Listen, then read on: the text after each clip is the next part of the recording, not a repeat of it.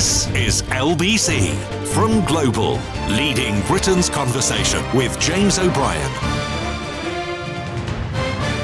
It's 4 minutes after 10, and now, inevitably and quite correctly, it is to the Metropolitan Police that the curious case of Peter Mandelson, not Meter Pandelson, goes next. Leaked Downing Street emails and market-sensitive information being sent, it would appear, to the child sex offender Jeffrey Epstein. Can I confide in you briefly? This story is objectively huge. It is in many ways unprecedented. Not in quite the same way as previous parliamentary scandals, about which you will have varying degrees of knowledge. But in terms of what appears to have happened and the absence of anything similar having ever happened before. Leaked documents and market-sensitive information might seem like white-collar crimes, but of course in different contexts you're talking about forms of espionage. And you're talking about somebody who was the de facto deputy prime minister. And for the absolute avoidance of doubt, I think that this is huge and enormously damaging. Enormously, almost inexpressibly damaging. But you know what I do for a living. I don't think you need to be Sherlock Holmes to work it out, even if you're relatively new to this programme. You know what I do for a living. And I am perhaps inappropriately fascinated by the way in which the story is reaching you, and the way in which, and I keep a very close eye on switchboards here at LBC Towers, even when I'm not on air, it is not exploding in the way that I expected. I thought yesterday, for example, we'd do 2 hours straight on it, without any hesitation, deviation or repetition. And it's not exploding in the way that one might expect. Listen, I don't need to bore you with the details, but I have in front of me a screen, and you can see everybody else's screen when you're in the production office.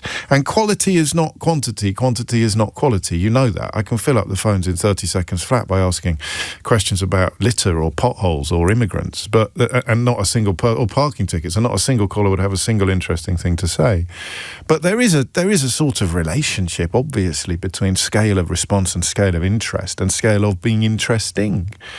And is it an inappropriate fascination? I'm just confiding in you. No one else is listening, don't worry.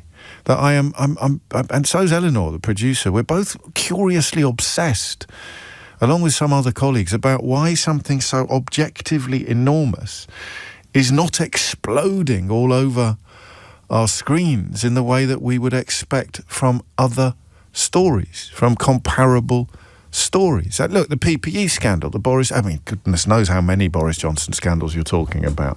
I wonder whether we got angrier there about the people who were refusing to admit the scale of the problem than we did. It was almost like everyone agrees that this is egregious and disgusting, and no one is defending it. Whereas with Priti Patel and Boris Johnson and Michelle Mone and whatever other scandal you want to pull from the previous 14 years, you'd always have a client journalist or a cabinet minister popping up to defend it. Is it because nobody is defending this? Are we numb now to bad behaviour? I don't know. And I can't open the programme with the question of why you aren't more interested in the thing that we're talking about, because I think you are interested. I've spent increasingly in recent years a degree of time being fascinated by or these weird relationships, the alchemy of what I was going to say what I do for a living, but actually it's the alchemy of what we do together every day. Isn't it? There's an alchemy here about sometimes we make magic and sometimes we don't. And nobody really knows why or what the constituent parts are for making magic. Partly, I suppose, you're not going to get a call from someone supremely across the facts or possessed of more understanding and intelligence than the rest of us have. But you might get a story like Margaret. You might get a call like Margaret in Catterick yesterday, who has an experience so profound and so pertinent to what we're talking about that it reaches parts other things can't reach. Nobody's shocked that someone so obviously weird as Peter Mandelson has turned out to be so obviously dodgy, except that he was back in power 2, 3, 4 times after previous scandals. So I may move on to that, and feel free to encourage or discourage me from looking at that question. It's a very odd thing for a phone-in host to do. Why are the switchboards not exploding on a story that is absolutely explosive? Because everyone agrees, maybe? Is it not interesting to... Anyway, I can't do that as the first hour. I may not even do it as the second hour. And then we've got PMQs at 12, which you'd think would be riveting, right? You've got Kemi Badenoch, even with her questionable competence, now handed... it's a bazooka that she's been handed. It's a Bren gun, if that's the correct phraseology that I remember from my Victor and Commando comics. She, even she can't miss Keir Starmer today, can she? She should theoretically be able to blow him away. And it is to Keir Starmer that I want to turn your attention next, because I want to know what it's done to him. And I suffer from footballification, not quite as much as the next man or the last man, but I suffer from footballification. I find the idea of the political grouping that brought us austerity, Brexit, Liz Truss, Boris Johnson, I find the idea of that alliance of media and political figures getting back into power quite chilling. This is not a particular enthusiasm for the people that are in power now, because it is almost a anybody but them kind of position. But the idea that this country has become so boiled and so bent that we would even contemplate putting into Downing Street somebody who was comfortable with Brexit, well, massive supporter of Brexit, massive supporter of Boris Johnson, massive admirer of Liz Truss. Those three things, of course, apply to Kemi Badenoch and Nigel Farage in almost equal measure. And the idea that we'd go back to that, we go and smash our faces against another brick wall of idiocy in the hope that the outcome would somehow be different, that energizes me. That animates my politics. And it's very hard to know sometimes where absolute contempt for them morphs into enthusiasm for the other. So Keir Starmer, it was a loveless landslide, is what people talked about. You don't have many people contemplating getting a Keir Starmer tattoo on their left pectoral anytime soon. He does not excite excitement. And for a long time, I really loved that. I really loved that. Good God, I thought, give me dullness. Not sunshine. Bring me dullness. Bring me rain clouds. Bring me boring. And he hasn't. This is the thing that I am edging ever closer to finding unforgivable. He hasn't brought us dullness. He hasn't brought us rain clouds. He hasn't brought us boring. He's brought us scandal. He's brought us U-turn. He's brought us very questionable competence. Not on a level that stands comparison with the epic errors of the last 14 years. It's more death by 1,000 cuts, or death by 1,000 U-turns, or death by 1,000 reversals. But this speaks to something different. This speaks to something that looks a lot like we have seen over the last 14 years. It seems to speak to the gulf between power and people. The sense that if I want something, I will ignore advice. If I want something... no one's talking about forming a circle around the Pritzker this morning. Nobody in the Labour. Gordon Brown has written to the authorities to complain about Peter Mandelson, and many of us grew up with... they were the holy trinity of New Labour, emerging from the ashes of Thatcherism to rule the country for 3 electoral cycles. Brown, Blair, Mandelson. It's no exaggeration to say that they were the holy trinity, or the unholy trinity, if you prefer. And one of them is now... they turned on each other a long time ago, and you can see Mandelson sharing incredibly inappropriate comments with Epstein about Brown.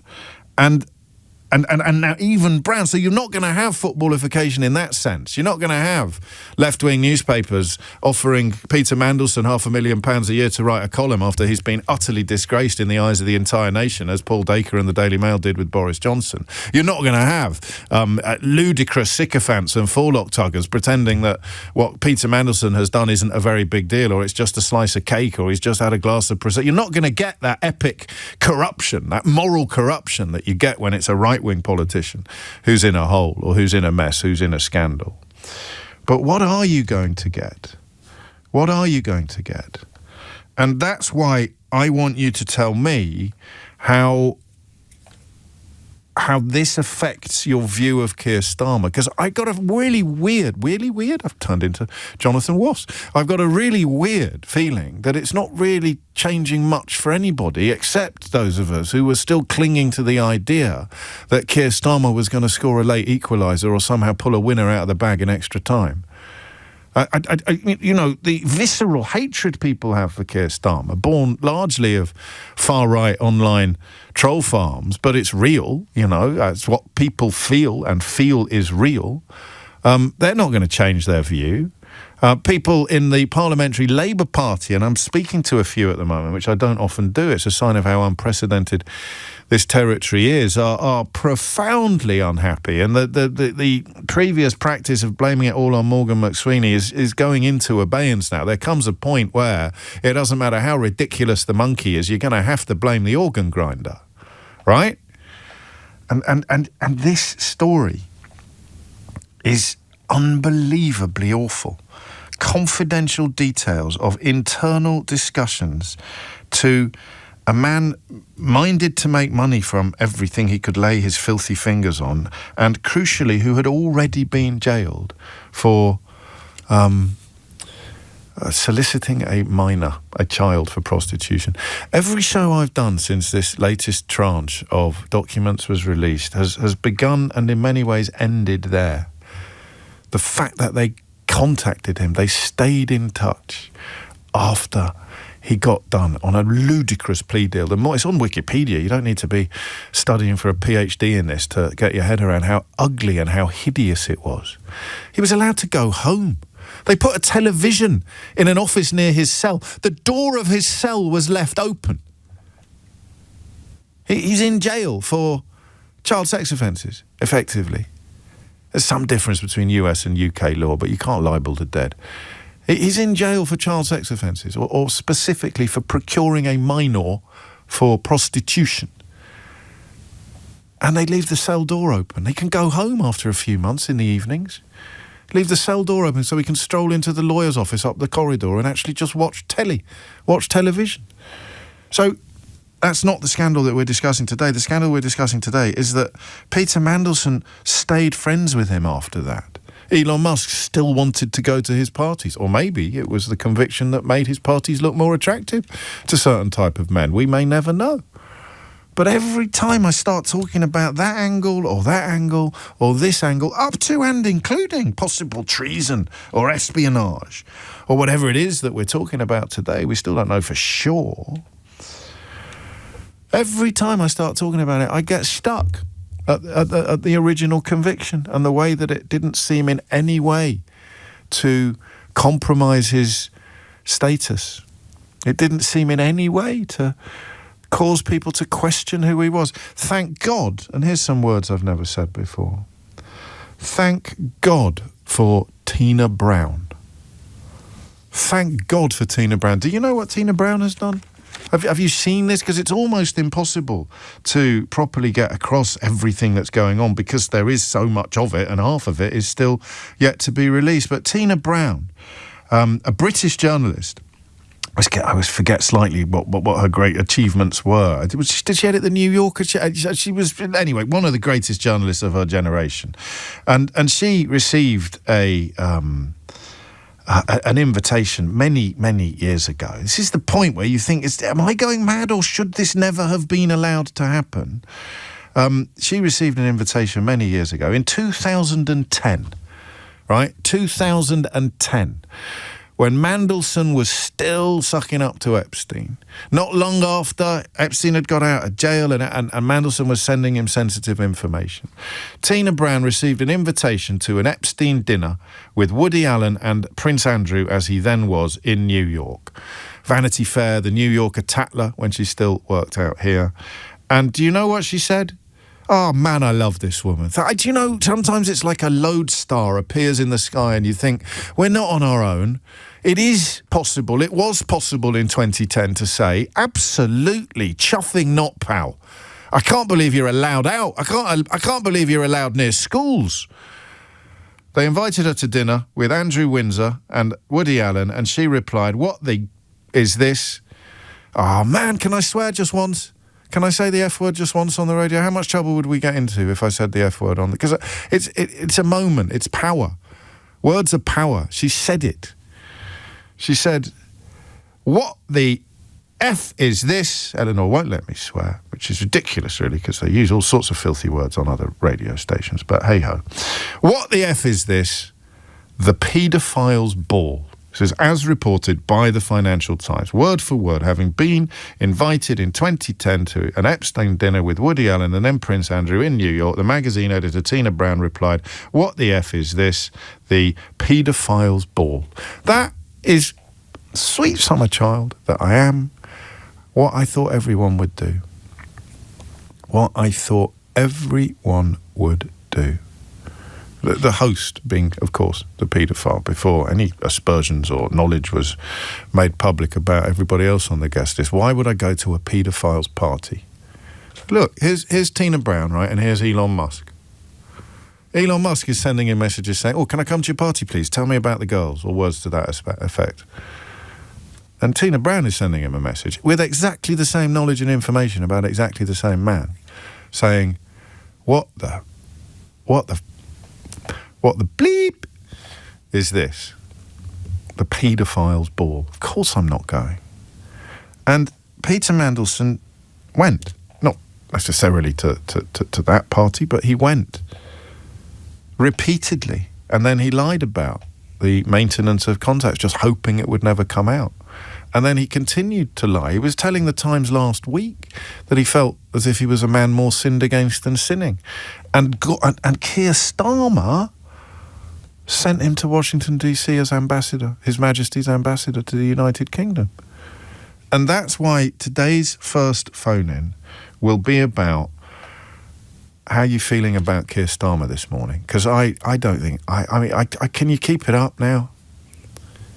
Can you keep it up now? However absolutely evidence-based your horror at the thought of letting the ghouls and the monsters have another go, letting the godfathers and godmothers of Brexit, Boris Johnson, austerity, Liz Truss, letting them have another go, which is the only effective alternative on the table at the moment, although I fully appreciate the relevance of the Greens, the Liberal Democrats, the SNP and Plaid Cymru and other parts of the United Kingdom from the one that I live in. Essentially, when it comes to who's going to inhabit Downing Street next, you've only got three choices. And the idea that we give another go to the godfathers and godmothers of Brexit, Boris Johnson, Liz Truss, austerity and all the rest of it is obscene to anybody with a functioning brain. But how much longer? Can you cling on to Keir Starmer now? Can you really hold on to the hope? This is unforgivably stupid. Even knowing what we already know, it's unforgivably stupid what he's done. And it might be much worse than that. A director of public prosecutions whose reputation was in many ways built on protecting women and girls. Not that you'd know it from online contributions, but it was his raison d'etre. It was his biggest, proudest achievement as DPP.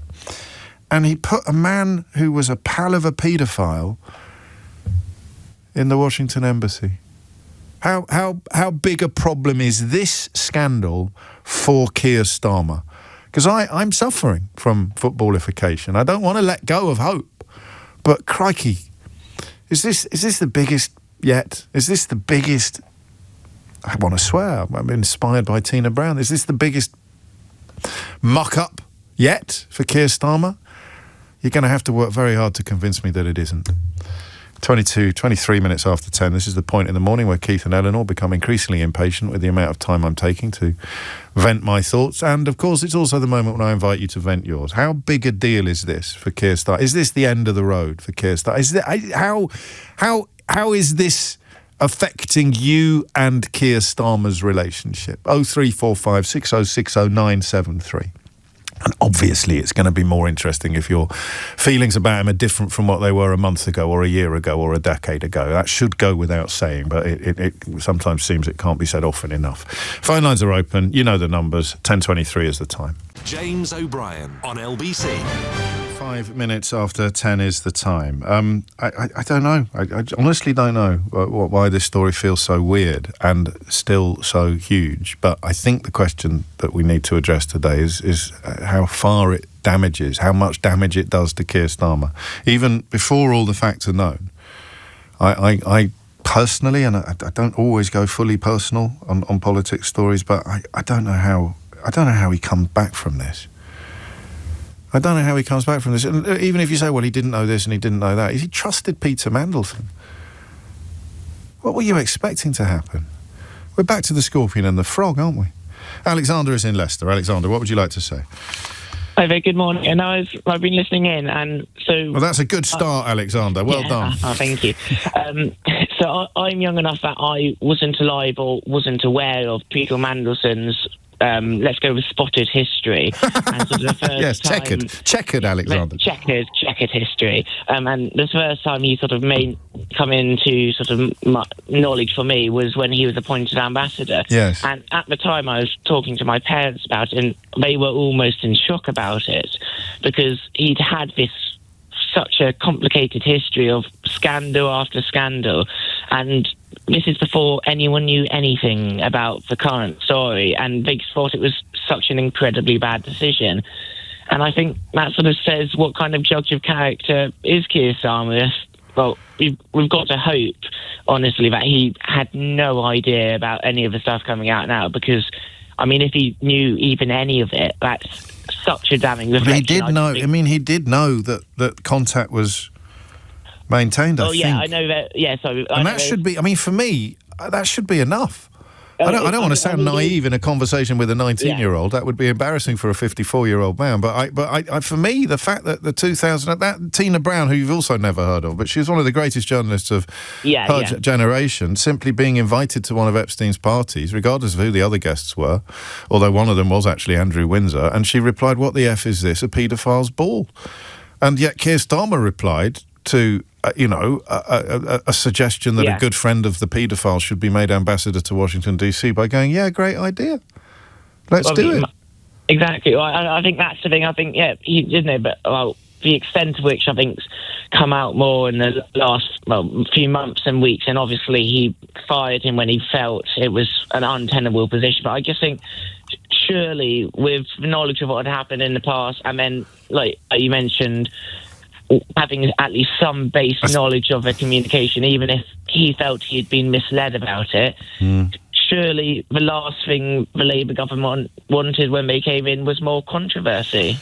Yeah, and, this article is more than 2 years old. This is the June 2023, when a JP Morgan report from 2019 found that Epstein had seemed to keep, quotes, a particularly close relationship with Labour peer. So this is court documents that came out nearly 3 years ago. And that just makes it impossible to claim that you had absolutely no idea what was going on. Exactly. So, it's very interesting that you don't know anything about him prior to this, actually. It makes your contribution really valuable, because you are seeing it objectively, and objectively it's nuts, right? That he even got the gig and that he got the nod in the first place. When I was hearing about everything that happened, because you would hope, I mean, everything, if you take the entire Epstein thing out of the equation, which I know is difficult to do, I hear you. But you would hope that would be career-ending for pretty much anyone.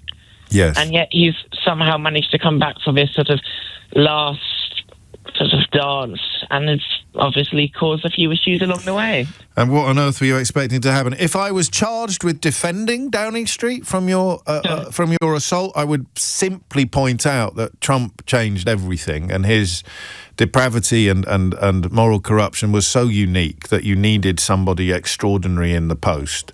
And if Trump is president, then, how can it possibly be problematic to have another of Epstein's friends as ambassador? But, even that. I mean, go on. Morally I don't even know what the word is, but it's horrific. And that's, I think, I say saving grace. This is by no means excusing or saving, but surely that must have been their thought that, okay, he's got a bit of a pass. Obviously, they didn't think they knew as much as they do know now. Set a thief to catch a thief, or set a paedophile's friend to keep a paedophile's former friend sweet, as it were. Exactly, and they just sort of hoped that they would be able to win over Trump and this would make it worthwhile. And I think we can probably see that's not been the case. A, that hasn't worked, and B, of course, it disappears, it dissolves, it fades, it washes up in the wind as more time passes. Even if it made perfect sense and was a powerful argument at the time,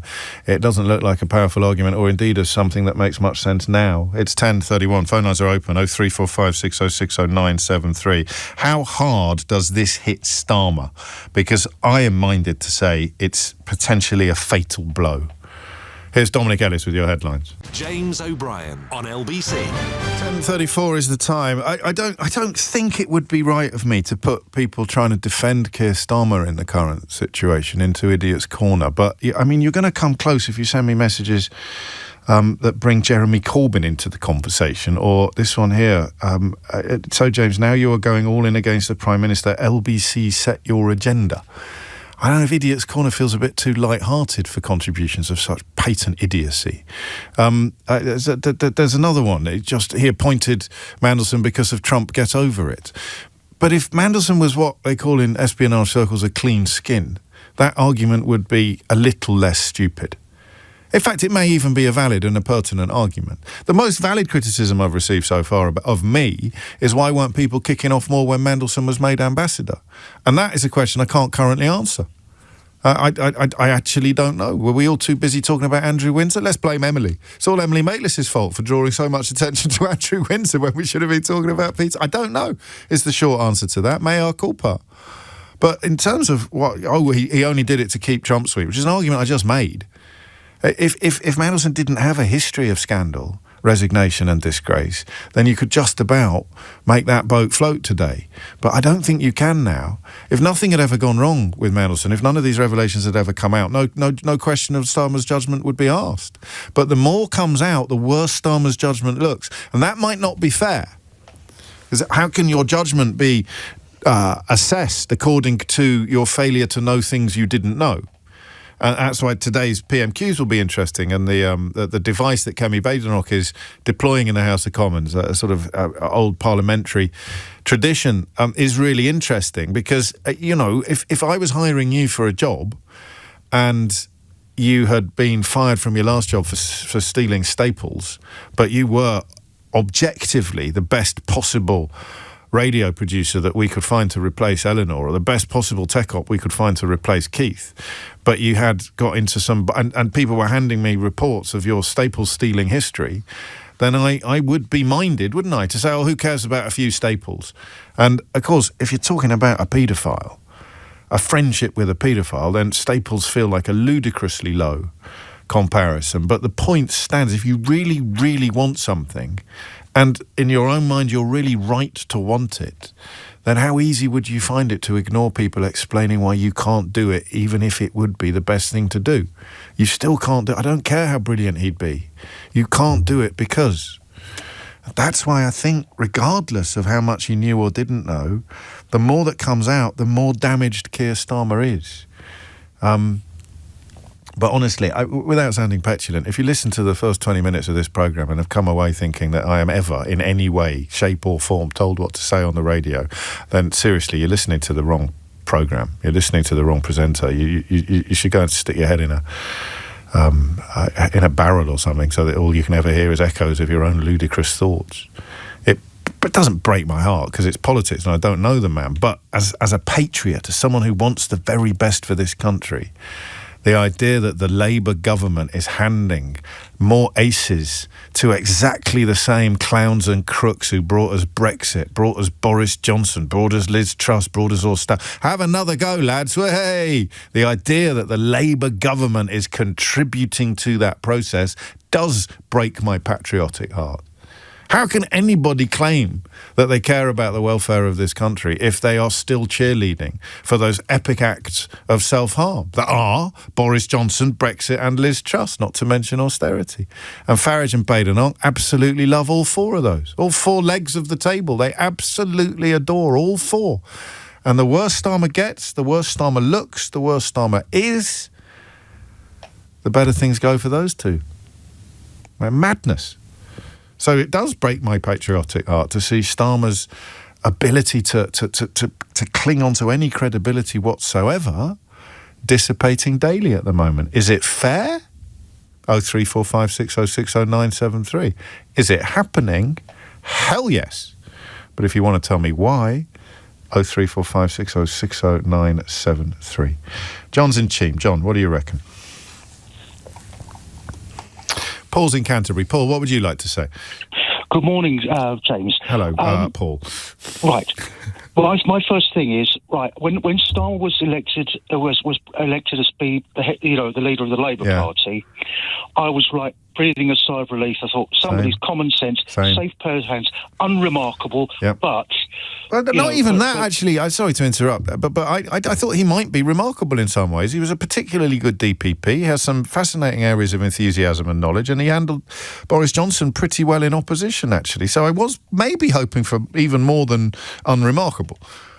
Well, I don't mean it in a negative way, but I mean in a way that he wasn't he was like the clean pair of hands. Yes. And now, what the thought that came to mind for me, actually, it was a couple of things you said ago. Just quickly, so you were mentioning 2 or 3 weeks ago something about certain elements of the press, who were anti-Starmer that were were bashing at him because of his competence. Yes.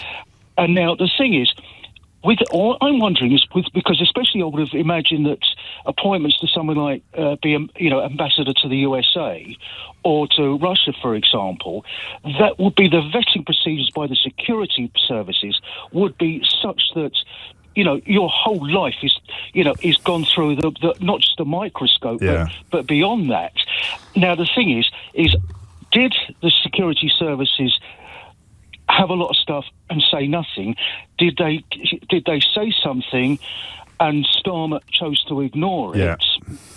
And if it was the case of they told him and said under no account should Mandelson be the US ambassador, and he went, "Oh, go away," etc., etc. Or even, no, I know. Look, in an ideal world, he wouldn't even be in with a chance. But this is Trump's world, and he's the best we've got in that context. But none of that's going to matter, is it? Yeah, but the thing is you would have thought if he said go away that something would have got leaked to papers like the Mail and the Telegraph. And the Express. Well, I don't know actually. I mean, maybe the point you're making is precisely the point that Kemi Badenoch is going to be exploiting when she uses this arcane parliamentary procedure later today to force the release of all files relating to the appointment of Mandelson as the UK's ambassador. Badenoch being Badenoch, of course, it could backfire horribly, and it will become clear that Starmer had no idea of any of the things that have subsequently emerged, and it'll be her fault that he's able to establish that. But it currently seems unlikely, doesn't it? Well, I sincerely hope that he didn't know that he wasn't told. But quite frankly, it's as I've said to you before, James, I'm a natural Labour supporter and have been really for virtually all of my life, and this is I think could do untold damage. Never mind the upcoming by-election in Gorton and Denton, which we're not going to say We're not going to say anything else about that because we're now in a period of electoral purdah. Right, thank you for advising me on that. Thank you. But you've then also got the local government elections coming up. I think, is it later in May? Yeah. So for you, it is whether it's fair or not is a slightly different conversation. But Starmer's up to his ears in this. Sadly, one way or another, and I think it's a gift to people like Reform. To Farage's mob. Less so because he can't really say anything about Epstein. Given how close he is to many of the other people that are in the files, in fact, literally in the files, in much more embarrassing ways than even Peter Mandelson.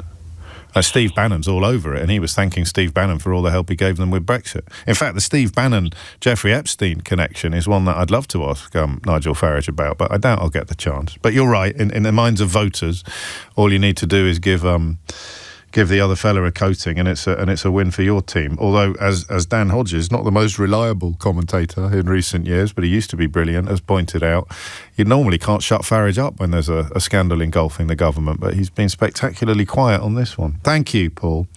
I mean, enough to want Starmer to go? Can I ask you that question? Maybe not. Patrick's in Glasgow. Patrick, what would you like to say? Hi, James. The second-time caller. The first time I spoke to you was, I think, a couple of days before Mandelson resigned as ambassador, and I said, we both agreed that Starmer had one more mistake in him before things turned terminal. And this, it's the same mistake. It's the same topic. That's it now. He's in territory now where whether you want to say busted flush, he's just not uttering parsnips anymore. And as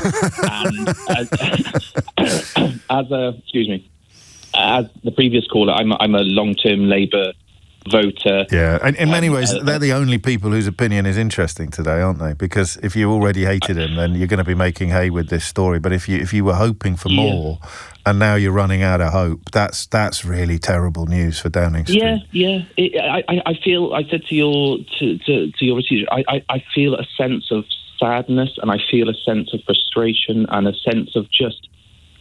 Oh, for goodness sake! A man who initially came in and looked to be the grown up in the room, looked to be someone that he's not going to appoint Peter Mandelson as that's not who. Oh, he has, and it's blown back. It's just there are some wounds that are self-inflicted that are just unforgivable, and there's nobody. You ask people. You've asked people to defend it from a Labour point of view, and Donald Trump. No, there's no sugarcoating it. There's no glossing over. I've got two texts all morning attempting to defend Starmer, and they both really are just attacks on me. They're not really addressing the accusations that Starmer has to wriggle out of. Yeah, he will stand up today at Prime Minister's Question Time and say, because of an ongoing criminal investigation, and because I was let that, we established as soon as we established the facts. No, that it's too late. You're from the eyes of the elect. Listen, they're going to get hammered in May at the local elections. The by-election in Manchester. Nothing, don't say anything about that, please. I get very nervous. The only time I've ever had an Ofcom complaint upheld against me was when I said something inappropriate about a by-election on the day of a by-election, and I've been slightly paranoid ever since. So, no, carry on, please. Thank you, please. But listen, Labour is in a slow but steady decline. Kind of decline. And the thing is, I'm going to interrupt you because I'm worried about the by-election. I tell you what you've got. I don't know. I always misremember. There's a line in Arthur Miller's Crucible, which is, of course, a massive allegory about McCarthyism, where they use witchcraft as a replacement for communism and show how paranoid witch hunts literally can be. And the main character in it talks about all he's got left is his good name. They've taken everything else away from him. And if you're a Labour supporter or a Starmer supporter, all that you had left was the idea that they weren't going to be as dodgy as the last lot when it came to jobs for the boys, or when it came to willful blindness, or when it came to looking the other way. And no one's talking about forming a circle around the Peatster, as Boris Johnson would probably be doing if he was Prime Minister. But that doesn't matter, because you can't be using Boris Johnson as your guide to how bad somebody is. That's like using, I don't know, Vinnie Jones as your guide to how polite somebody is on a football pitch. You that's all you had left was your good name as a Labour supporter, that you weren't supporting perceived or actual corruption. And Keir Starmer has put you in a position where either you cut the umbilical or you support perceived or actual corruption. You become the kind of client journalist that's still making excuses for Boris Johnson if you start making excuses for Keir Starmer today. Yeah, agreed. I think he needs what Keir Starmer needs for the good of himself and for the good of the Labour Party is somebody that he respects, who's in his cabinet. Maybe I think Pat McFadden always comes across as someone who's very kind of straight. I think he needs to put his arm on Keir Starmer and say, "Look, thanks for everything you've But because if you cling on for like Boris Johnson, it just becomes unsalvageable, and whoever comes in next is absolutely scuppered by any form of association. I listen, people may not agree that it is this big. I don't think anyone can argue persuasively that it's not big, that it's not a big deal, that we're all following orders to talk about it or anything like that. But there are gradations of bigness. And the more I talk about it, I'm afraid the higher up that ladder I climb. No, I thought it might be the other way around. There's still time for you to talk me down on 03456060973. And I'm thinking of Suella Braverman, actually, which is never a pleasant thing to happen to a person. But you remember that brief window you had when Rishi Sunak looked as if he was actually going to clean out the Augean stables of filth and corruption that Boris Johnson had presided over? And then he appointed Suella Braverman back to the Home Office, and he thought, oh, here we go again, meet the new team, it's the same as the old team. I'm not for a minute suggesting that Starmer is as bad or as dodgy or as morally bereft as Boris Johnson and the people that still support him or the people that surrounded him. But I wonder whether when we look back, the decision to put Mandelson in that office, in that embassy in Washington, D.C. will look like the beginning of the end of the claim that he was there to restore trust and honesty and decency. And decency, because Mandelson's record was not a record of decency. No one could argue that it was. James O'Brien on LBC. 10:53 is the time. This from Andrew. James, I too was waiting for that last-minute winner, but with quiet resignation, I'm preparing myself for the wilderness. I don't know why, but the fact that Kidderminster Harriers got thumped 5-1 by Macclesfield last night after an extraordinarily good run of form just popped back into my brain. Thank you, Andrew. Unfortunately, events have taken over and the end is now inevitable. It is so sad. The task was just too great and time too short. The case for the defence of Starmer, however brilliant and plausible, will not land with an already numb and disillusioned electorate. The vultures are circling. I don't agree with that entirely because I don't know whether that makes me a vulture. But I'm thinking back to previous callers whose sadness, all callers today actually, all Labour supporters, all admirers or at least supporters of Keir Starmer, all feeling personally and profoundly disappointed. And the only question that we can't currently answer is why we didn't feel this the minute he appointed Mandelson as ambassador. And I don't know the answer to that. I think I know why it's taken me 3 days to land on this story as heavily as I wanted to on Monday. And that is because I have... I don't want to say peculiar, but I have a very, very violent hatred of child sex abuse. And unlike an awful lot of people who are currently asking you to send them money to organise something, no doubt, or getting paid by Elon Musk for posting racism on Twitter, I don't care what colour you are, I don't care how rich you are, I don't care what religion you are, I don't care where you live or what school you went to. If you sexually abuse, if you rape and abuse children, you are, for me, the scum of the earth. And I couldn't get past that on Monday and Tuesday, certainly not on Monday, which is why it wasn't so much the new revelations about Mandelson that focused my mind. It was the bandwidth that I had available. My bandwidth was taken up almost entirely with horror at the paedophilia and at the failure of people to respond in the way that Tina Brown responded. Seeing that message reported in the Financial Times actually unlocked something for me psychologically, because finally there was someone responding in the way that you couldn't understand why nobody had responded. And the knowledge that someone did means you are not going mad. It was perfectly possible to be invited to one of Jeffrey Epstein's dinner parties and to respond by saying, what the flip is this? The paedophile's ball. And none of them did. Elon Musk was trying to get to his parties after the conviction. And Mandelson stayed mates, and didn't just stay mates with him, but apparently or reportedly or allegedly did things that are very, very, very much under the purview of the Metropolitan Police. And that, I'm afraid, is why this is probably going to turn into a phone-in the next hour about whether Starmer can survive, whether Starmer should survive. But at the moment, I'm simply asking you what it's done to your opinion of him. Catherine is in Muswell Hill. Catherine, what would you like to say? Hello there. Hello there. I want to... Morning. I, like a lot of your callers today, am sad and disappointed. So I'm sorry, no new... sometimes that's the most valuable thing you can take away from a programme like this is consensus. But I don't want to talk about Starmer and I don't want to talk about Mandelson. I want to talk about the offices that they temporarily inhabit, namely Prime Minister, Ambassador to the United States, blah, blah, blah. Business and Secretary, of course. Exactly. And if we don't club together and say we want to preserve our good name, as you alluded to a moment ago, through the integrity of these offices and what they represent to us as a collective, as a nation, then, we've lost it all. It's all for nothing.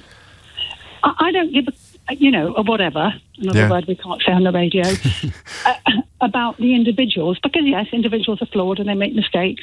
As I said to your producer, I work in a job where, as a member of a team, we have to make risk assessments about people every single day. It's no good if I say, oh, sorry, I didn't know that X, Y, Z. The point is, if the system isn't working and then people are put at risk as a result of that, then you have to say, I have failed, I have let you down. I'm the temporary incumbent of an office, and people are very, very keen to come on your station all the time and say, the first duty of the government is to protect the people, etc. Yeah. But it's also to protect the office.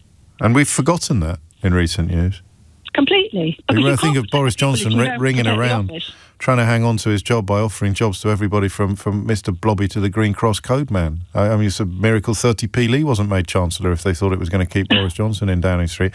I don't think Starmer will do that. You're teeing up the next hour of conversation. I and this could be the next grounds for disappointment, Catherine, but I think he understands what you're describing, which is why today feels to me like it might be the beginning of the end.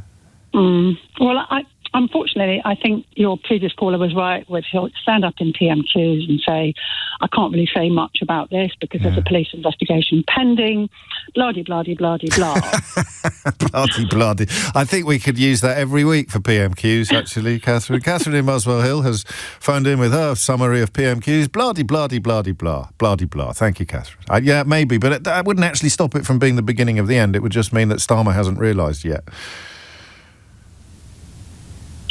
I think. Anyway, it's coming up to 10:59. You're listening to James O'Brien on LBC, where the conversation will probably move on a little bit to... and I didn't know that this was going to happen. I needed to work that other thing out about why my own mind had failed to zone in on Mandelson earlier. I mean, it was what we were talking about. It was dedicated the opener of yesterday's show to it. But in terms of my feelings, I am angrier and sicker about the paedophilia. I am angrier and sicker about the way that the paedophile was welcomed back into the fold. I am angrier and sicker about the way in which the richest man in the world only really began to express a desire to get into the fold after the paedophilia had become public knowledge. But today the conversation acknowledges and accepts that, but moves into the territory of how much trouble Keir Starmer is in. James O'Brien on LBC.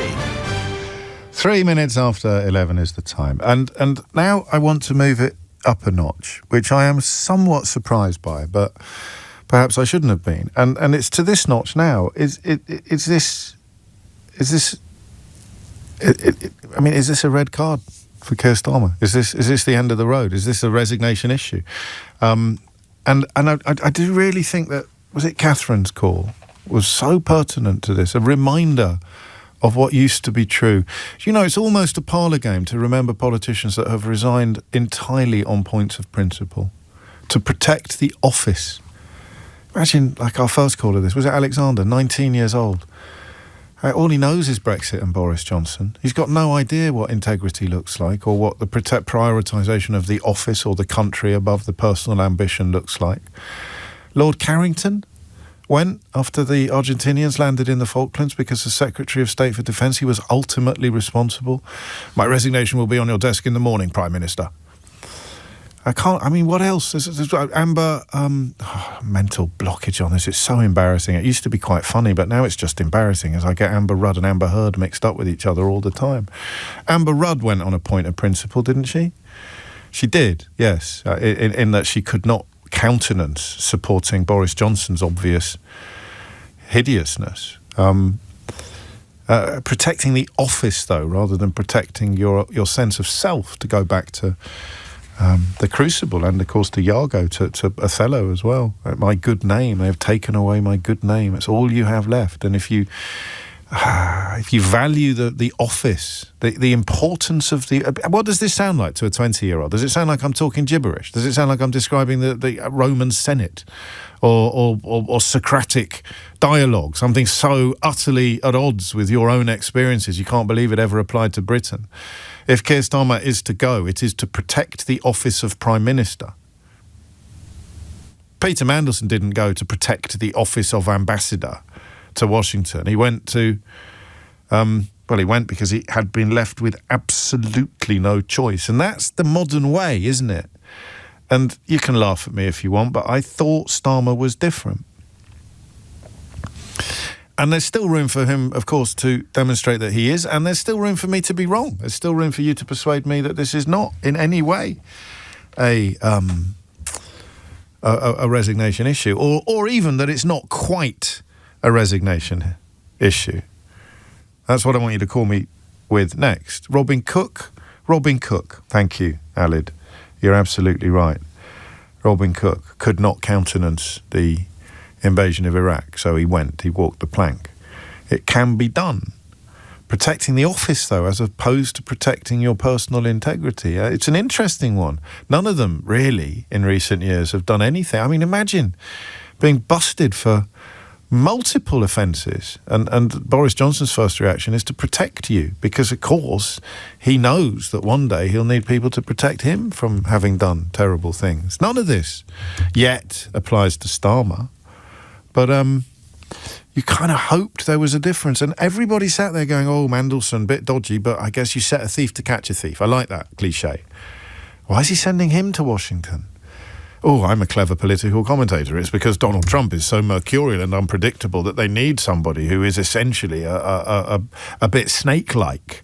You need a serpent in the house of the Sun King, because only a serpent will be able to inveigle his way into the Sun King's affections. And I shouldn't mock people who made that argument, because I think I fell for it. Why is he sending Peter Mandelson? Peter Mandelson's well dodge. Why is he sending Peter Mandelson? Well, who else are you going to send to Donald Trump's court? You're going to send the dodgiest person you can find, because he's speak of the lingo. He speaks fluent dodgy, Peter Mandelson, so he's the perfect candidate to send to Donald Trump's court. You want to find the dodgiest people you can. Look at the journalists that are favoured now in the Oval Office. They are not worthy of the name. So who are you going to send to be our ambassador? The person who speaks fluent dodgy. And no one speaks dodgy more fluently than Peter Mandelson. The Prince of Darkness was his flipping nickname. It was meant as a pejorative, but of course it becomes almost complimentary when you're looking at the question of who do we send to cosy up to Donald Trump. But can you really reinflate that balloon this morning, do you think? Can you have a crack at telling me why this isn't a resignation issue? And that is a graph, okay? And here on the graph, at the bottom of the graph, it's not quite a resignation issue. No, at the bottom of the graph, you've got, it is absolutely stone cold, not even close to a resignation issue. Give your head a wobble, you ludicrous man. I'll be tuning into something else tomorrow unless you sort yourself out sharpish. 0345 6060 973. I can't believe you're even talking about... I'll tell you what, I'll even suspend the I love you rule, all right? So I can't believe you're even talking about Keir Starmer resigning, James. You're an idiot. 0345 6060 973. And here is why. The I love you rule, if you're new to the programme, is that if you're going to criticise me via text or WhatsApp, you have to begin it with the words I love you, otherwise I'll completely ignore it. And then at the other end of the scale, you've got, well, look, it's obviously bad. Or if you were doing a Sir Humphrey on it, you'd be saying, well, it's suboptimal, Prime Minister. All things being equal, it's clearly not a perfect scenario, but you're doing the defence, right? And you're saying it's obviously bad. This is not ideal. It is suboptimal, but it's not a resignation issue quite, or it's not a resignation issue yet, because ... or to paraphrase Catherine, blah-de-blah-de-blah. So at one end, you've got absolutely ridiculous suggestion it's not a resignation issue at all. And at the other, you've got, obviously, this is a very difficult period, but I can assure you that it's not a resignation issue, although it may look like one because. And then between those two positions, you've got, 100 more? 100 more variations on whether it is or is not a resignation issue, reaching critical mass at roughly the midpoint, where you move from... And right on the midpoint would be an interesting call as well, in that you're 52-48, our favourite ratio, 52-48. Either way, I'm 52% he should go, 48% he shouldn't. I'm 52% he shouldn't go, 48% he should. Where is it?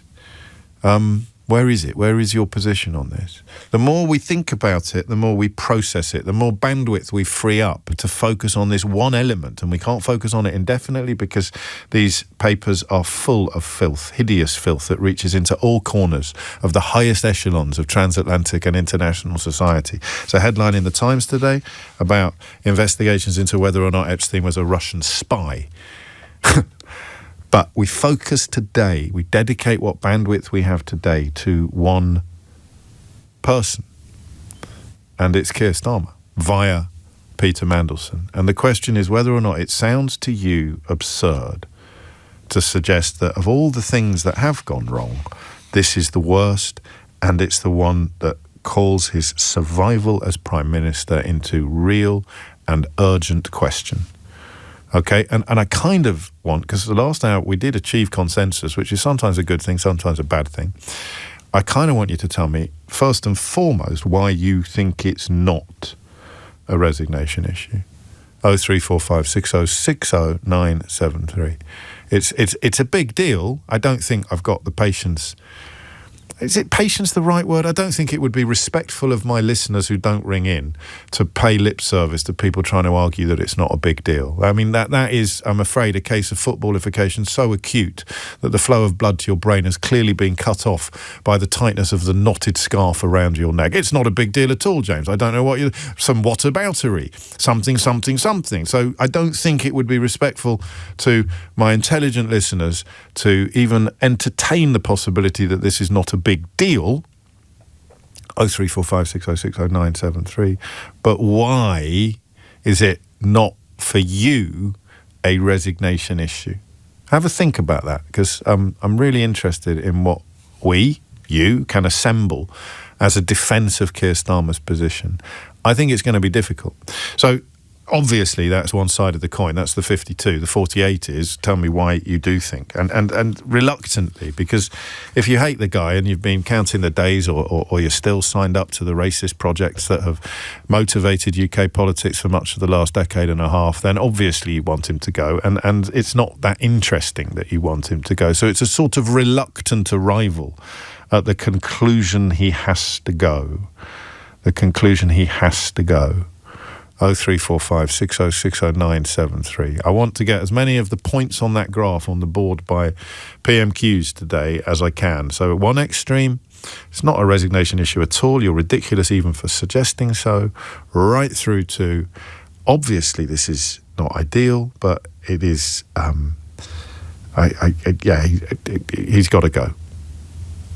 Hit the numbers now, you will get through. It's coming up to 11:15. A couple of other things in the news that you should know about. Did you know, if I told you that 2 MPs ended up in the wrong lobby last night on quite a big vote, would you be able to guess which 2 MPs it was?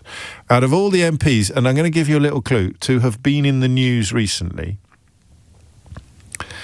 in fact, in both cases, to have featured quite heavily in the news recently, which 2 MPs are so objectively ridiculous that they actually managed to end up in the wrong, they got locked in the wrong lobby last night because A, they are so ridiculous, and B, their party is so unfit for purpose. Can you work out which two, if I said to you the 2 most ridiculous MPs to have been in the news recently, you'd probably get the answer right as to which 2 MPs managed to get themselves locked in the wrong lobby in the House of Commons last night, although reports suggest that even though they got locked in the wrong lobby, they didn't actually vote, which kind of makes them even more ridiculous than they would have been if they'd voted for the wrong side, having got locked in the lobby with the people that they were supposed to be voting against. It's 11:15. James O'Brien on LBC.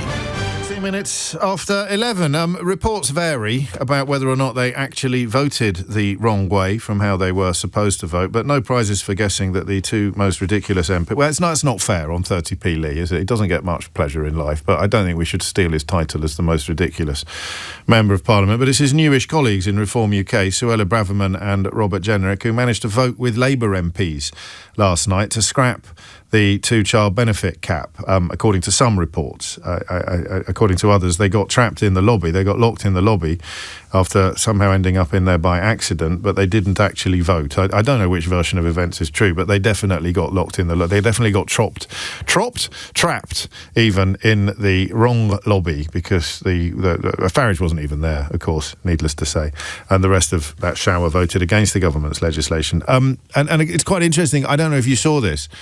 Farage yesterday announced they were going to abolish the abolition of the two-child benefit cap and give the money to pubs, which I thought was really interesting, because I don't know about you, but when I was growing up, I was told that the child allowance came into existence as a antidote to a slightly antediluvian practice. So you would only have one parent working back in the day, and it would usually be the dad, or it was commonplace for the father to be the only wage earner with a young family. And in order to protect the children and the mother of the children, the wife, from the possibility that the father would drink away a week's wages in the pub on payday, the family allowance was introduced to make, from overall, of course, as with any welfare payment, coming from the Treasury, coming from the tax is raised by the Treasury, but the family allowance was put in place to make sure that children would be fed and children would be a little bit better looked after than they would be if dad had drunk the wages down the pub. And Farage is now actually introducing a policy that, or promising to introduce a policy that does the exact opposite. He's taking money away from the most vulnerable children in our society and giving it to pubs. And as you know, I'm a huge fan of pubs. And when I go there, I usually have a pint of beer rather than just order one for the cameras and then drink wine. But I just thought that was an amazing moment for anyone who grew up as I did, believing, and it may be a bit of an urban myth, that the family allowance was introduced to protect children from pubs. Farage is now taking money away from the most vulnerable children, or wants to take money away from the most vulnerable children in society, and give the money to pubs. Hey-ho, on we go. Back to Keir Starmer and the vexed question of why this isn't a resignation issue, or, of course, conversely, why it is. Mark's in Hurst-Pierpoint. Mark, what would you like to say? Good morning, James. Hello, Mark. Slightly nervous about coming on, but I mean, it's only me. You didn't ring. You didn't ring in by accident, Mark. Just to clarify, you knew. This is what happens when you do. It's lovely to hear your voice, anyway. Well, my point is, just looking around the Houses of Parliament, who amongst any of those MPs or leaders of the parties would you rather have than Keir Starmer? The man has at least got integrity. He's working to bring the railways back into our ownership. If he brings the water companies back into our ownership, he could get re-elected just on those 2 points. And the Conservatives will say anything to get any traction. And Nigel Farage wants to deal with illegal immigration. Well, great. That would be really good to see. But apart from that, none of the policies coming from the other parties seem to be working towards making Britain better. And I just don't see any...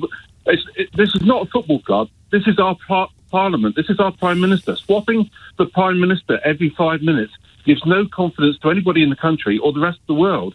They just look at us like we're a joke. Oh, well, that's brilliant, actually. I don't know what you're nervous about. The only problem I've got with what you said is that it almost excuses any misstep or misdemeanour, doesn't it? Logically. I mean, you could apply this argument to even worse things than we're talking about today.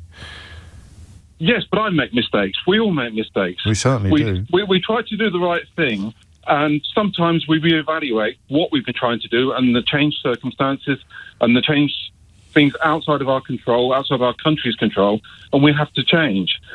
But Keir Starmer would like to do a lot of things, and I don't necessarily agree with all of them. I'm not even a Labour Party supporter, sure. And I'm not a Keir Starmer supporter. But as he's you're a country supporter.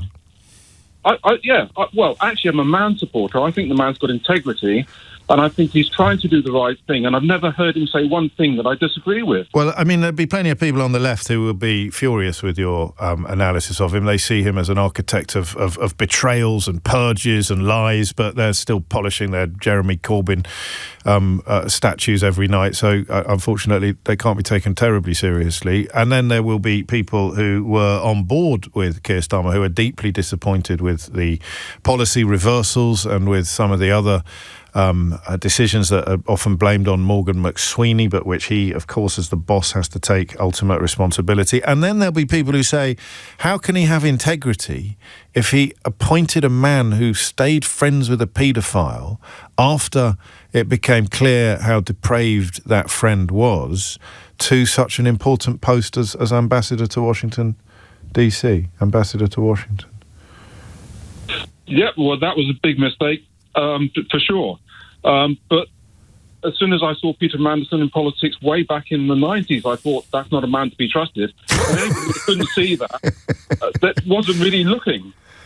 Yeah, and of course he became a whatchamacallit. It became almost a positive. His skills of the dark arts became a positive, whereas for many of us watching from the outside, it may well be a negative. 23 minutes after 11 is the time. Thank you, Mark. So remember, we can do it either way.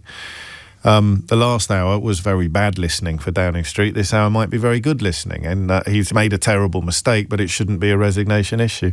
I'm a bit of a weather vane today. What do we call them, Keith? Pendulum. I'm a bit of a pendulum this morning. My bandwidth, as I've explained to you, is so exhausted by fury and confusion about why actual paedophilia doesn't merit stronger responses right across the political and media board, why we're not obsessed and to the point of almost monopolising coverage with the fact that this man presided over hideous things.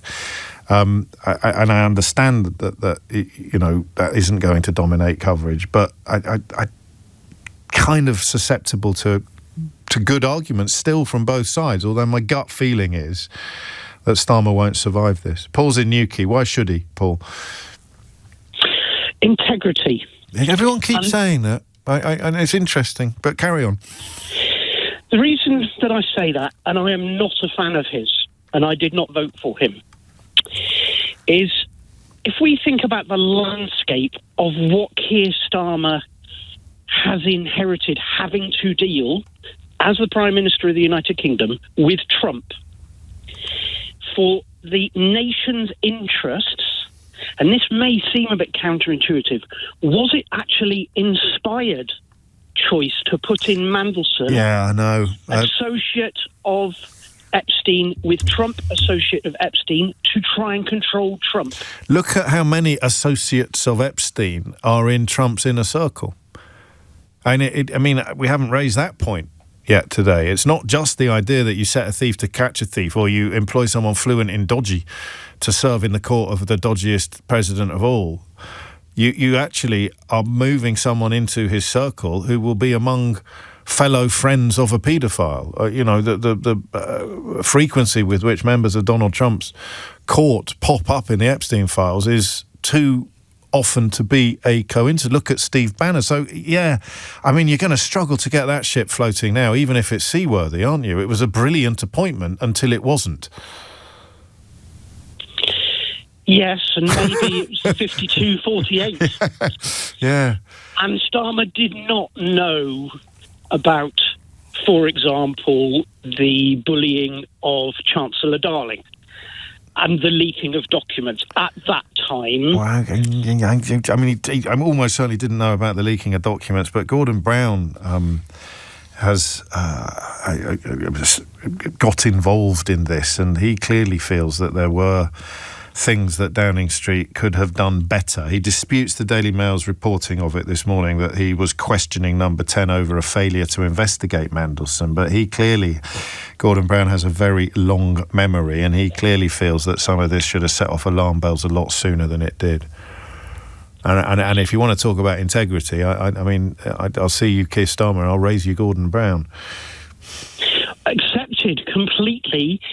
It's just the central issue, which I know is probably not popular, but in the thinking of Keir Starmer at the time, to try and avoid tariffs to the United Kingdom, to try and keep global order together when you're dealing with, Trump and a previous associate of Epstein, was it, and it's only a question, was it actually in the horrible circumstances that the Prime Minister was in to protect the United Kingdom, Was it, I'm going to hold my nose, 52-48, we might just avoid tariffs, for example. We might just protect our economy, for example, if we can control and manage Trump. And that's all I'm saying. Yeah, and you're not alone. I mean, there is a point at which that line is a little bit glib, isn't it? It was a great appointment until it wasn't. But the idea that you are putting someone into Trump's inner circle who will be surrounded by people who were part of Epstein's inner circle. I mean, the difficulty then you have is the conflict between pragmatism and principle. Okay, so it's on paper, it's objectively a brilliant thing to do, but it means that we are being... what would you say? We're going in soft on paedophilia. We are not seeing associations with the paedophile as being career-ending, but no one in the White House does. And some of the footage of Trump and Epstein attending parties together actually looks hideous, doesn't it? We don't know what they're saying to each other. We can only speculate, but the word lascivious is the one that seems to fit best, and you're putting someone in the middle of that world who was very much part of Epstein's orbit. Do you reckon you could make that fly? I mean, it's certainly not something he could say in Parliament later, is it? When Kemi Badenoch comes for him, and he can say, well, what you don't understand is that we had to put someone who was untroubled by the paedophilia in the middle of a White House that was also untroubled by the paedophilia. You used the word pragmatic.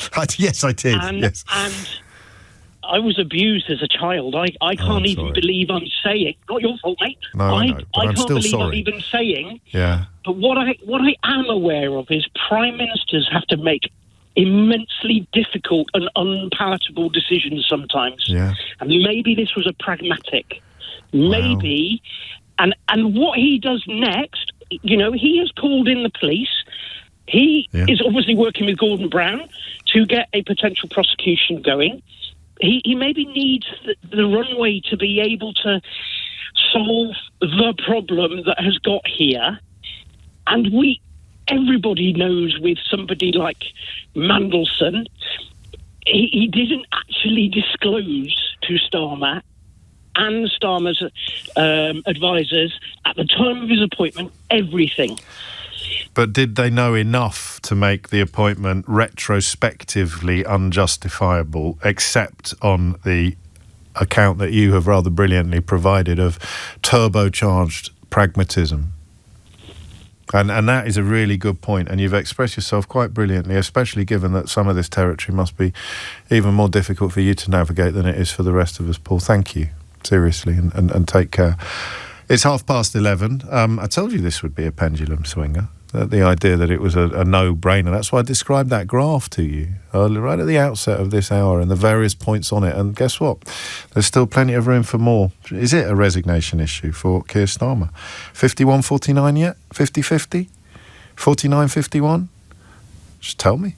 After Dominic Ellis brings you the latest headlines. James O'Brien on LBC. It is 11:34. You're listening to James O'Brien on LBC. I mean, what would the defence be? I'm actually looking forward to PMQs for the first time in a while.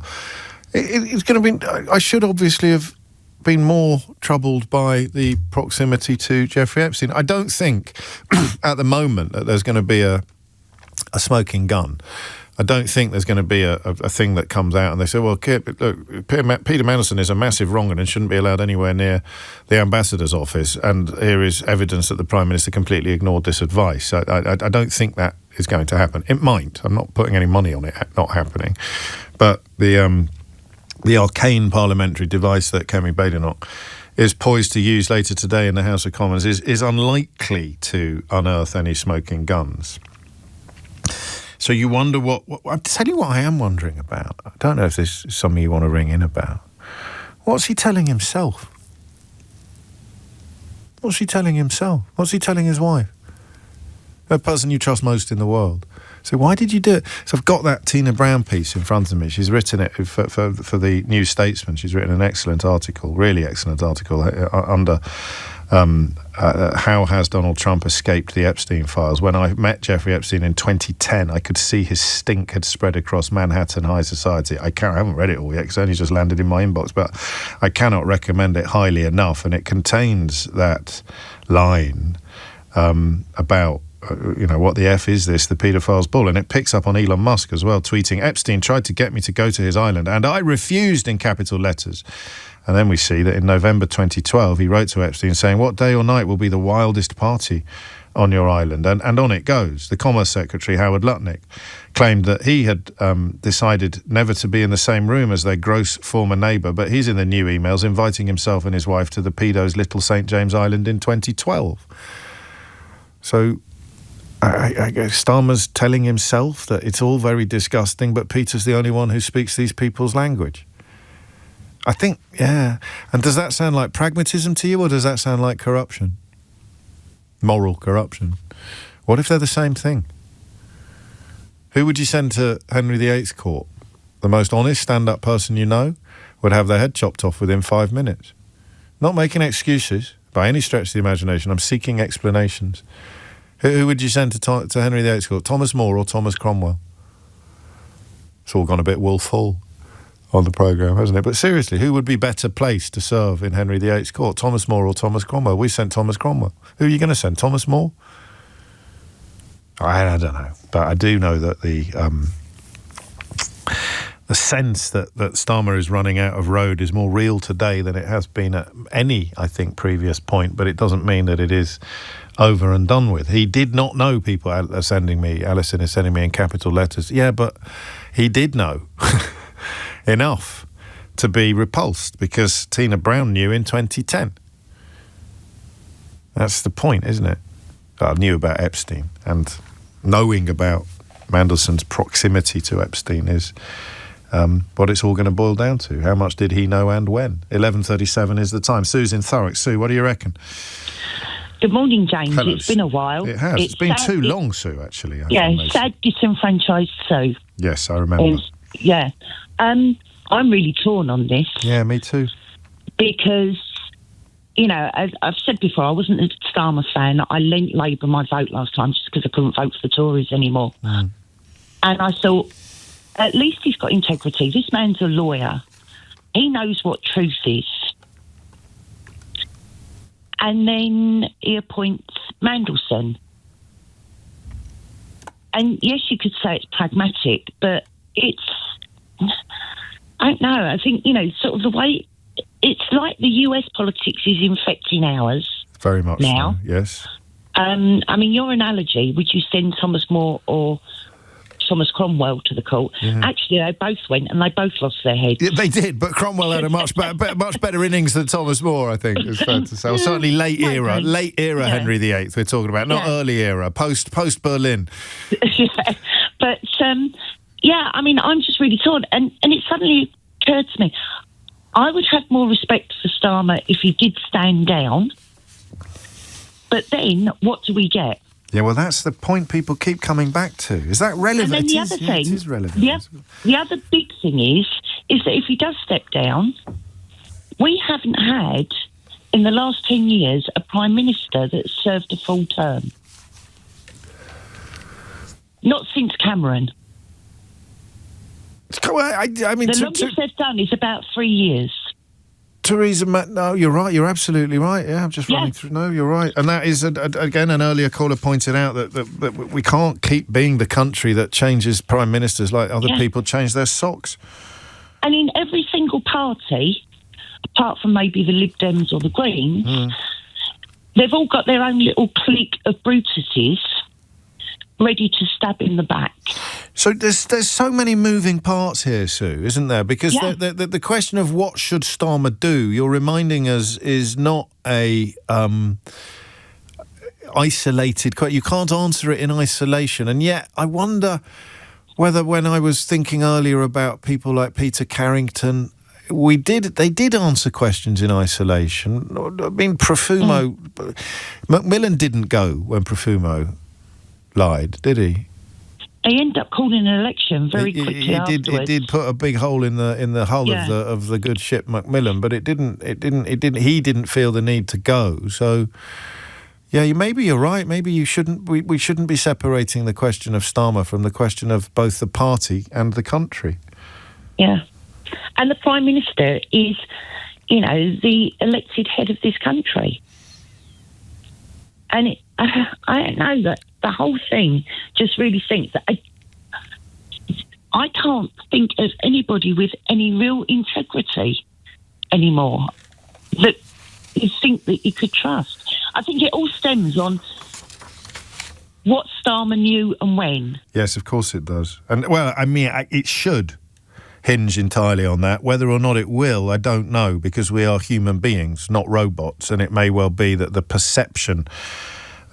Tina Brown writes in the New Statesman about the stench of Epstein. If the stench of Epstein reaches Starmer via Mandelson, then it won't just be about the utilitarian calculation of what was known and what was not known. It will be something other than that. That dreadful word, Sue, optics, won't it? It'll be optics. I can already see the vultures circling, and that's not from Reform. No. Or from the Conservatives. I can see the vultures circling within the Labour Party, because everything that he's tried to do has been stymied by people in his own party. But, I mean, to counter that, I'm not contradicting you. You're right, but he's also made life incredibly difficult for even quite loyal Labour MPs who are out on the doorstep or even on the broadcast round defending policies quite furiously that are then abandoned when they're in the car back to the House of Commons, or they are called upon to defend things like this. I don't know how many people held their nose when Peter Mandelson was appointed ambassador, but it won't just be John McDonnell. There'll be plenty of them who are not part of the new Labour project and who are quite repulsed by what it became and who found the idea of Mandelson going to Washington as a representative of our government absolutely unconscionable, but said nothing out of loyalty, you see. So they're going to be doubly furious, aren't they? And upset. It's just a mess. It's just a mess. It is just a mess. And I mean, that is, I guess, the only thing that everybody can agree on, regardless of how you feel about any of the characters involved. It is one almighty mess. Sue mentions other politicians. Here's a story that you're probably not going to be told by anybody else, and I'm grateful to the Middle East Eye for picking up on it, but they have also been sifting through the files that have been released, and it involves Steve Bannon and Jeffrey Epstein. Steve Bannon, of course, just like Nathan Gill, the man who was taking money to parrot Kremlin talking points in the European Parliament, and both of them very good friends of Nigel Farage. He's spoken very, very warmly about both of them. Nathan Gill, the former leader of Farage's party in Wales, and Steve Bannon, who he credited publicly with playing a very big role in the success of Brexit. So back in March 2018, 6 years after Epstein had been jailed for procuring a child for prostitution, their messaging about a speech Bannon had given to the far-right party in France, the Front National in France. Bannon told that event, and I quote, "History is on our side and will bring us victory." He told them, "You are part of a movement that is bigger than that in Italy, bigger than in Poland, bigger than in Hungary." And Epstein, and this is really missing from a lot of the coverage so far, Epstein then messaged Bannon, who'd just been essentially tickling the toes of far-right French people, "Very well done, congratulations." Why is Epstein congratulating Bannon on cozying up to a far-right party in Europe? Bannon, of course, a close friend and associate of Nigel Farage.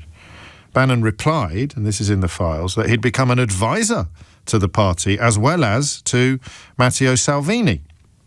And to the so all far-right parties in Italy, Germany, and even in Hungary. And then he wrote this: "Next May is you." This is what I mean by bandwidth. So I can't get past. I don't want to say I care more about child sex abuse than other people do, because that sounds a little bit holier than thou. But I can't believe people stayed in contact with Epstein after that original conviction, which was obviously hideously compromised in that he was accused of way more than he copped to, and even when he copped to what he copped to, he got treated with kid gloves. That to me is sickening. But this is really important. Bannon writes to Epstein, "Next May is European Parliament elections. we can go from 92 seats to 200. Why would Steve Bannon care about far-right parties in the European Parliament achieving bigger voting power? Well, he tells us in the next line, we can shut down any crypto legislation or anything else we want. So the far-right parties become, if you like, tools of greed. Mussolini said that you can't understand fascism unless you include corporatism. They go hand in hand. Fascism is an opportunity for some people to make an awful lot of money. That was about 2 years after the UK voted to leave the European Union, something which, of course, Farage, credited with Steve Bannon, as being enormously helpful to. In fact, it emerged in 2019 that Farage had been discussing the idea of fronting an international alliance of populist right-wing politicians with Steve Bannon. Why on earth would Steve Bannon be interested in an alliance of populist right-wing politicians, far-right politicians? Answer, because we'd be able to, and I quote, shut down any crypto legislation or anything else we want. This stuff's huge, but you could be forgiven for not knowing anything about it. On a visit to Britain, he messaged Epstein to say he'd, quote, gotten pulled into the Brexit thing this morning with Nigel, Boris and Rees-Mogg. When they denied this, or tried to deny it, I think one of them, either Johnson or Farage, said he hadn't been in any meeting with all four of those people, but Bannon never said he had been. He got pulled into the Brexit thing this morning with 3 people. That could be 3 completely different conversations. And Epstein told Bannon to stay in Britain as long as possible, with Bannon replying that the country was in a hot mess. Hello? Anybody home? Epstein, Steve Bannon, Nigel Farage, Brexit, Boris Johnson, cryptocurrency, corrupting democracies to get rich. Anybody care? Anything in the Daily Mail today about any of this? Spoiler alert, no. James O'Brien on LBC. 10 to 12 is the time. PMQs on the way imminently. Natasha Clark on her way imminently to tee it up, although I don't think there will be any prizes for guessing what angles Kemi Badenoch may choose to pursue this afternoon. It will, of course, I imagine it will be all about Peter Mandelson, as indeed our phone-in has been today. 2 hours of it, culminating in the question of whether or not Keir Starmer's position is looking untenable. And it might be, I'm afraid, is the answer. That's so unsatisfactory, isn't it? And conscious of footballification, so not wanting the fact that the idea of letting the ghouls and liars, the charlatans and grifters, the racists and fraudsters responsible for Brexit, for making Boris Johnson Prime Minister, for putting Liz Truss in a position to wreck the economy, for introducing austerity, an ideology built upon the idea that the global financial crisis in 2008 was, in the words of the inimitable Alexis Sale, caused by there being too many libraries in Wolverhampton. Letting them have another go cannot be the reason why you defend Keir Starmer. Or can it? I don't know, actually. But I hope we've managed to avoid the footballification for which we so often condemn others this morning. Warren's in Staines. Warren, what would you like to say? Morning, James. How you doing? Very well, mate. What's on your mind? First of all, really good to get on and speak to you. I've never spoke to you before, but I watch and listen to you a lot on YouTube. Top man. Thank you. I make you right about Starmer venturing into the realms of this being untenable. My question then is, what next? Yeah. Because I think that Wes Streeting's being mooted as a potential next. I mean, Burnham's obviously been ousted by the national executive, but I think that we have to understand that whether Starmer, how much Starmer knew or not, and at what point, is kind of is immaterial. It is rotten to its absolute core. It's not. It's bipartisan in its corruptness. It's Labour, it's Reform, it's Conservative, it's Boris, it's everything that we say. And I think that this is just another example of how the whole thing is rotten to its core. They can bring Wes Streeting in, but without wanting to do a plug, I actually, James, I basically go on TikTok most days and parrot what you said with good Lord, man, get a life. With my own, hang on, with the caveat of my own critical thinking and lived experiences. Of course. But you know, in all seriousness, well, I disagree with you quite strongly about that. By the way, I don't think that Starmer. I mean, this incident notwithstanding, there's no earthly way that he is part of the pattern that includes the hideousness of Boris Johnson's regime, the absurd incompetence of Liz Truss's, the cruelty, the casual and unnecessary cruelty of austerity, and the weapons-grade idiocy of Brexit, not least because he was passionately opposed to all four of those things.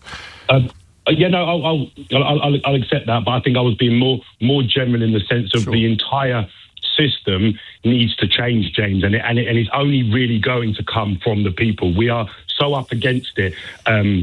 You know, again, I get flooded with, you know, a 50% reform voters and 50% reform bots who, it does not matter what you say, James. It does not matter what you present as factual information. And I think that when you're fighting that, and the way we, you know, again, I agree with what you say. You know, certainly on his policies and his stance. But you know, Keir Starmer controlled from within the Labour Party by Morgan McSweeney.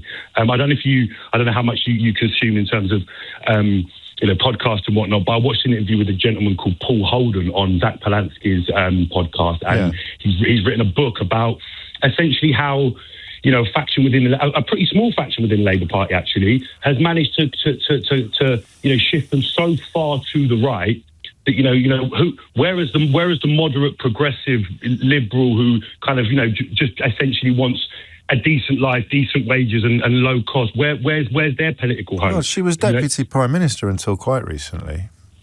Sorry, say that again? She was Deputy Prime Minister until quite recently, until she got into trouble with regards to her house purchase in Brighton. I mean, there were plenty of people in the upper echelons of the Labour government who represent precisely what you describe. Factionalism has plagued their project and always will. And there have been some announcements, particularly with regard to immigration, that look anything but liberal. But, you know, things like nationalising railways and making moves on school breakfast clubs, which are now influencing school choices for huge numbers of family in this country, free childcare. There's all sorts of left-wing policies that this government has successfully introduced. And I'm not familiar with the character you describe or the book that he's written, but if they're not in it, then I'm afraid he's pulling the wool over your eyes, because criticisms are plenty, rightly made, but to the exclusion of all the positives, that is just daft and unfortunately quite populist, which is the only alternative you have really at the moment to Keir Starmer, whether it's coming from the left or from the right. Populism is populism is fantasy politics. And of course, real politics, whether you want to call it pragmatic or principled or neither, is not about making promises you can't keep. Warren, thank you. We'll talk again. I look forward to it. I may even dig you out on TikTok. Jane's in Camden. Probably the last word on this, because we're all itching for PMQs. Jane, what would you like to say? Hi, James. Great to speak to you. Likewise. I think your last caller has kind of stole my thunder a little bit, but if I can build on it a little bit more, I suppose, I mean, if Keir goes, we have to really think about who will go in his place.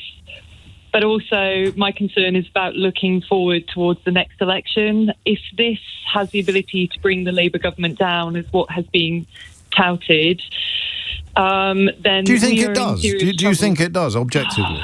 There's an element of me that does. 52-48, is it, Jane? Perhaps. Yes, maybe. God save us all. I think the problem is with Mandelson, it stinks so bad, and the stain, you can't get rid of it, and it goes back to what your previous caller was saying about being rotten to the core. Even if they prove categorically that they knew absolutely nothing about the later revelations and the later releases, that wouldn't remove the stench. That doesn't sanitise the situation. That's what it's going to boil down to. Well, that's best case scenario for Keir Starmer, is that they prove beyond reasonable doubt that they knew nothing. And we don't know until it happens whether or not that will be sufficient to sanitise the situation for him. The problem is it doesn't scrub out, but also what happens is all the stuff that's being now thrown up about, you know, Nigel Farage and his dealings. People don't really pay attention to that, and they really, really should, because, that is far more dangerous. I mean, this is disgusting. I mean, it's absolutely horrible, and quite frankly, I think he should go to prison for it, Mandelson. I think that would. You can just about say that because no charges have been brought, no arrests have been made. But Sorry, you make me James. very nervous. It's me that gets into trouble, not you. I will stop. Thank Sorry, you. but I'll put my personal opinions aside. But I do think so. I think that real hard action needs to be taken if they want this to sort of fade a bit. Real hard action needs to be taken, but I do think that people should have their eyes on who will take the place. Yeah, and that applies both within and without the Labour Party, of course, that idea. And I know when you say people, you don't mean me, because I would love to see a little bit more coverage of these links between Epstein and Steve Bannon, who, of course, like the sort of de facto traitor Nathan Gill was a very close associate and friend of Nigel Farage, and him and Epstein exchanging messages about how if they could fill the European Parliament with far-right politicians, they'd be able to do whatever they wanted to do with cryptocurrency legislation. Complete coincidence, of course, that Nigel Farage has been paid by a cryptocurrency advisor to Donald Trump, who also worked with Paul Manafort, the former campaign chair, who was jailed for financial crimes after investigations into his Kremlin-aligned influence operations. Paid to lobby the president on Bitcoin policy. Man alive. We don't live in simple times, do we, Natasha Clark? Makes it interesting for us, doesn't it? Absolutely no prizes for predicting what Kemi Badenoch is going to do today. I've not even written a list. I've written no notes. Because it's obvious, isn't it? She thinks that the reason that Peter Mandelson went was all because of her pressuring the Prime Minister in the House of Commons. Yeah, of course she does. Genuinely thinks that? Yeah, guarantee she mentions this when she stands up at PMQs in a few minutes' time. Is there no one around her who'd say, sit down, mate, give your head a wobble? Yeah, I was going to say something a bit more sexist. I stopped. Well, I didn't have to stop myself because that's not how my mind works. Oh, okay, maybe it's just mine. You mean calm down, dear, or something? I was going to say, sit down, love. But yes, she. If you remember that Prime Minister's questions before Peter Mandelson resigned, it was probably one of Keir Starmer's worst PMQs, where he was defending Lord Mandelson's appointment and saying that he still had confidence in him when all of those emails between Number 10 and Mandelson about what had been known, whether there'd been phone calls, all of the discussions about the latest tranche of Epstein documents was still being filtered through. And Keir Starmer had a horrible PMQs defending him, and it was just 24 hours later that he was forced to cut him loose after much discussion in Number 10. And I think that is two events that could be entirely unassociated. Yeah, of course. But she is going to say this is all because of me and because of me pressuring the Prime Minister into doing so. But today there is a real moment for her to actually have an impact, to try and force, and arguably they've already had quite an impact, to force the government to publish these documents in what's called a humble address, to force them to publish what was known at the time about the vetting of Lord Mandelson. And the government have said that they will be publishing those documents. We don't exactly know when. So does that undermine the mechanism that she's deploying then? If she's bringing in a mechanism to make them do something, they said we're going to do it anyway. Yeah, of course, it takes a little bit of the sting. What if there's nothing in it?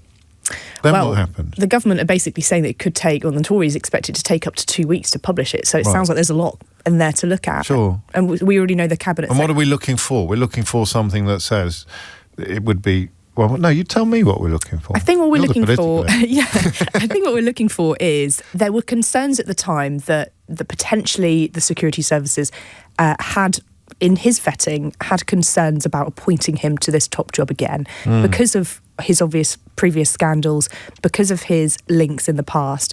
And there was talk at the time that Keir Starmer appointed Lord Mandelson without that proper vetting procedure going by. Whether that was the case or not, we don't know. And there's also talk about whether we're still paying him, whether the Foreign Office have repeatedly in questions refused to answer whether they're still paying him, whether he's going to get a severance payout. So there are questions for Keir Starmer. This is about his judgment, and lots of Labour MPs are really expecting this Prime Minister's questions. They are waiting to hear from the Prime Minister, how are you going to defend this? And will he repeat what Darren Jones said earlier in the week, that the government believed that Peter Mandelson lied on his disclosure, lied on his vetting, and did not disclose all the information about his links? Well, here we go. This should be a good one. Thank you, Mr. Speaker. The whole House will be disgusted by the latest revelations about Jeffrey Epstein. All of us want to see his victims get justice.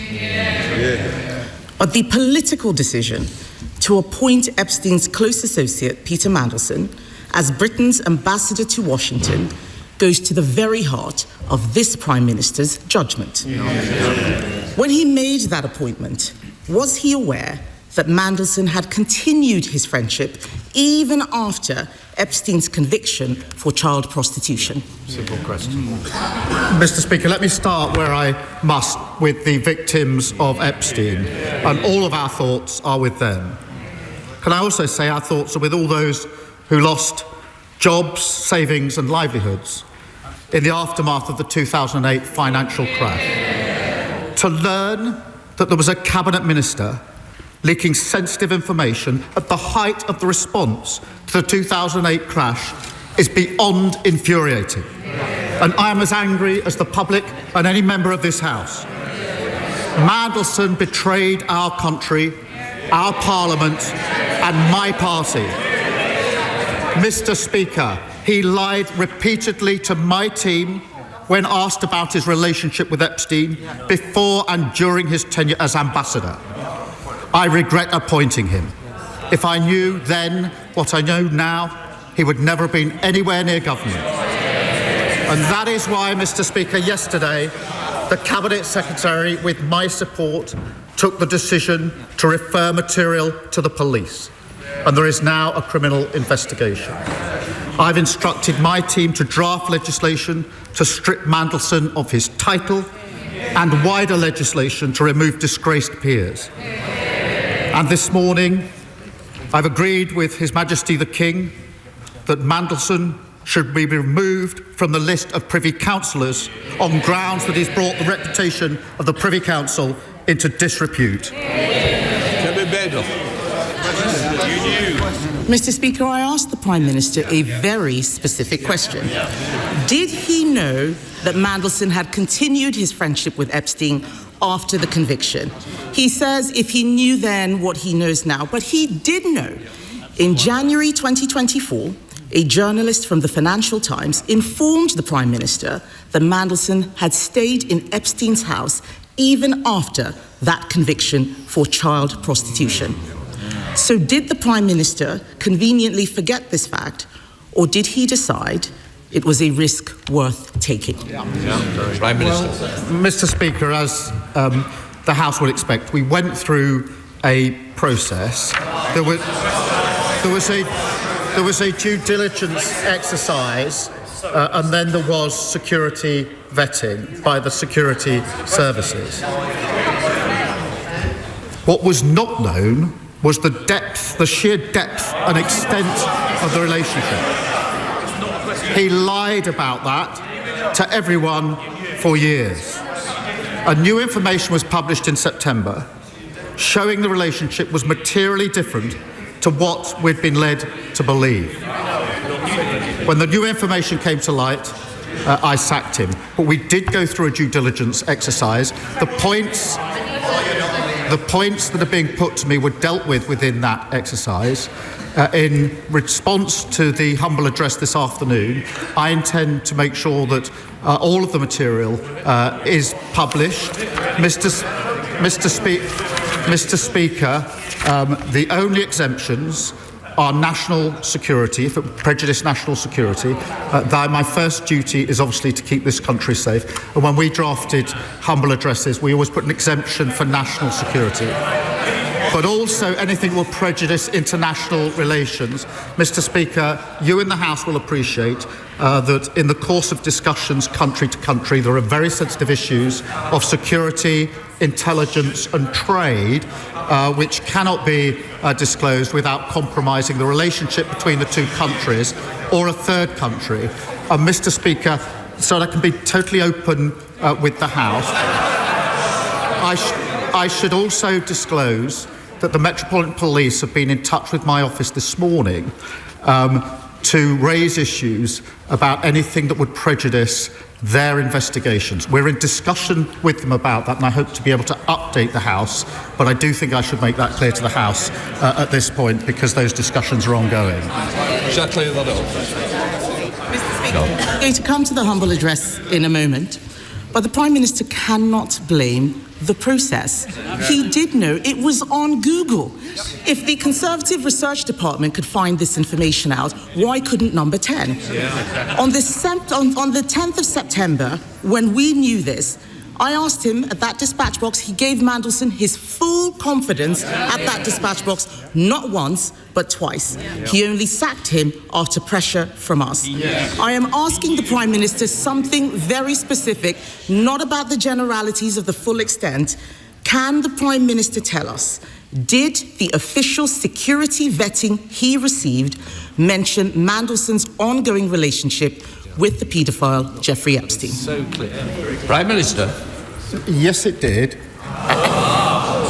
As a result, various questions were put to him. I intend to disclose to this House all of the national security, prejudice to international relations on one side. I want to make sure this House sees the full documentation, so it will see for itself the extent to which time and time again Mandelson completely misrepresented the extent of his relationship with Epstein and lied throughout the process, including in response to the due diligence. Mr. Speaker, I think it is shocking what the Prime Minister has just said. Absolutely. How can he stand up there saying that he knew, but he just asked Peter Mandelson if the security vetting was true or false? This is a man who had been sacked from cabinet twice already for unethical behaviour. That is absolutely shocking. And that is why later today, my party will call on the government to release all documents relating to Mandelson's appointment, not just the ones the Prime Minister wants us to see. Because this government is trying to sabotage that release with an amendment to let him choose what we see, the man who appointed Mandelson in the first place. Labour MPs now have to decide if they want to be accessories to his cover-up. Can the Prime Minister guarantee that he won't remove the whip if they refuse to vote for his whitewash amendment? Prime Minister. Mr. Speaker, the first exemption is in relation to anything that could compromise national security. That is not a small matter, and many members on the benches opposite will know precisely why that needs to be in the exemption. When we were drafting humble addresses, when we were sitting over there, we always made sure that exemption was in because we knew how important it was to the then government. I don't think I've seen a humble address without that in, because and just to be clear, to vote to release something that would prejudice national security is wrong in principle. The second exemption is in relation to things that would prejudice international relations. There will be discussions about security and intelligence and trade, which are highly sensitive to the two countries involved and to third countries. Well, they have to ask themselves whether they want to vote to prejudice our national security. I don't think they do. I don't think, in fairness, that they do. But can I reassure the House, Mr. Speaker? Let me reassure the House that the process for deciding what falls into those categories will not be a political process. It will be led by the Cabinet Secretary, supported by government legal teams. So they will be looking at the question of prejudice. They will be making that decision. The only additional thing I just want to put before the House, because there was a discussion this morning with the Metropolitan Police, is that we are in discussions with them about any material that they're concerned will prejudice their investigation. We're at an early stage. We're at an early stage of that discussion, but I didn't want to have the House not know that that discussion is going on. Mr. Speaker, the Prime Minister is talking about national security. The national security issue was appointing Mandelson in the first place. And what he has said about the humble address is a red herring. To those Labour MPs who were not there in the last Parliament, let me tell them, humble addresses already exempt genuine national security. This is not about national security, this is about his job security. His amendment lets him withhold anything to do with international relations. But this whole appointment is to do with international relations. So if they're voting for it, they are voting for the cover-up. If the Prime Minister is serious about national security concerns, then he should ask the Intelligence and Security Committee to decide which documents should be released. Will he commit to doing so here and now? Prime Minister. Mr. Speaker, I've set out the process. It won't be a political process. It will be led by the Cabinet Secretary, supported by the government legal teams. But I'm pleased that she, I think, now accepts that at least the first exemption that we've written in to the amendment, the petition, is the right amendment in relation to prejudice national security.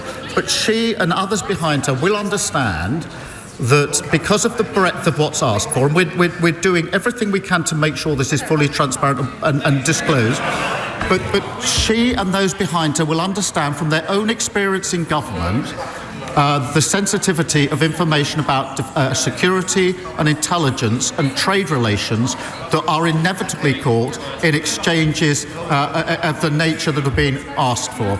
And it is right that anything that prejudices, not touches on, prejudices international relations is protected within the disclosure. Badenoch.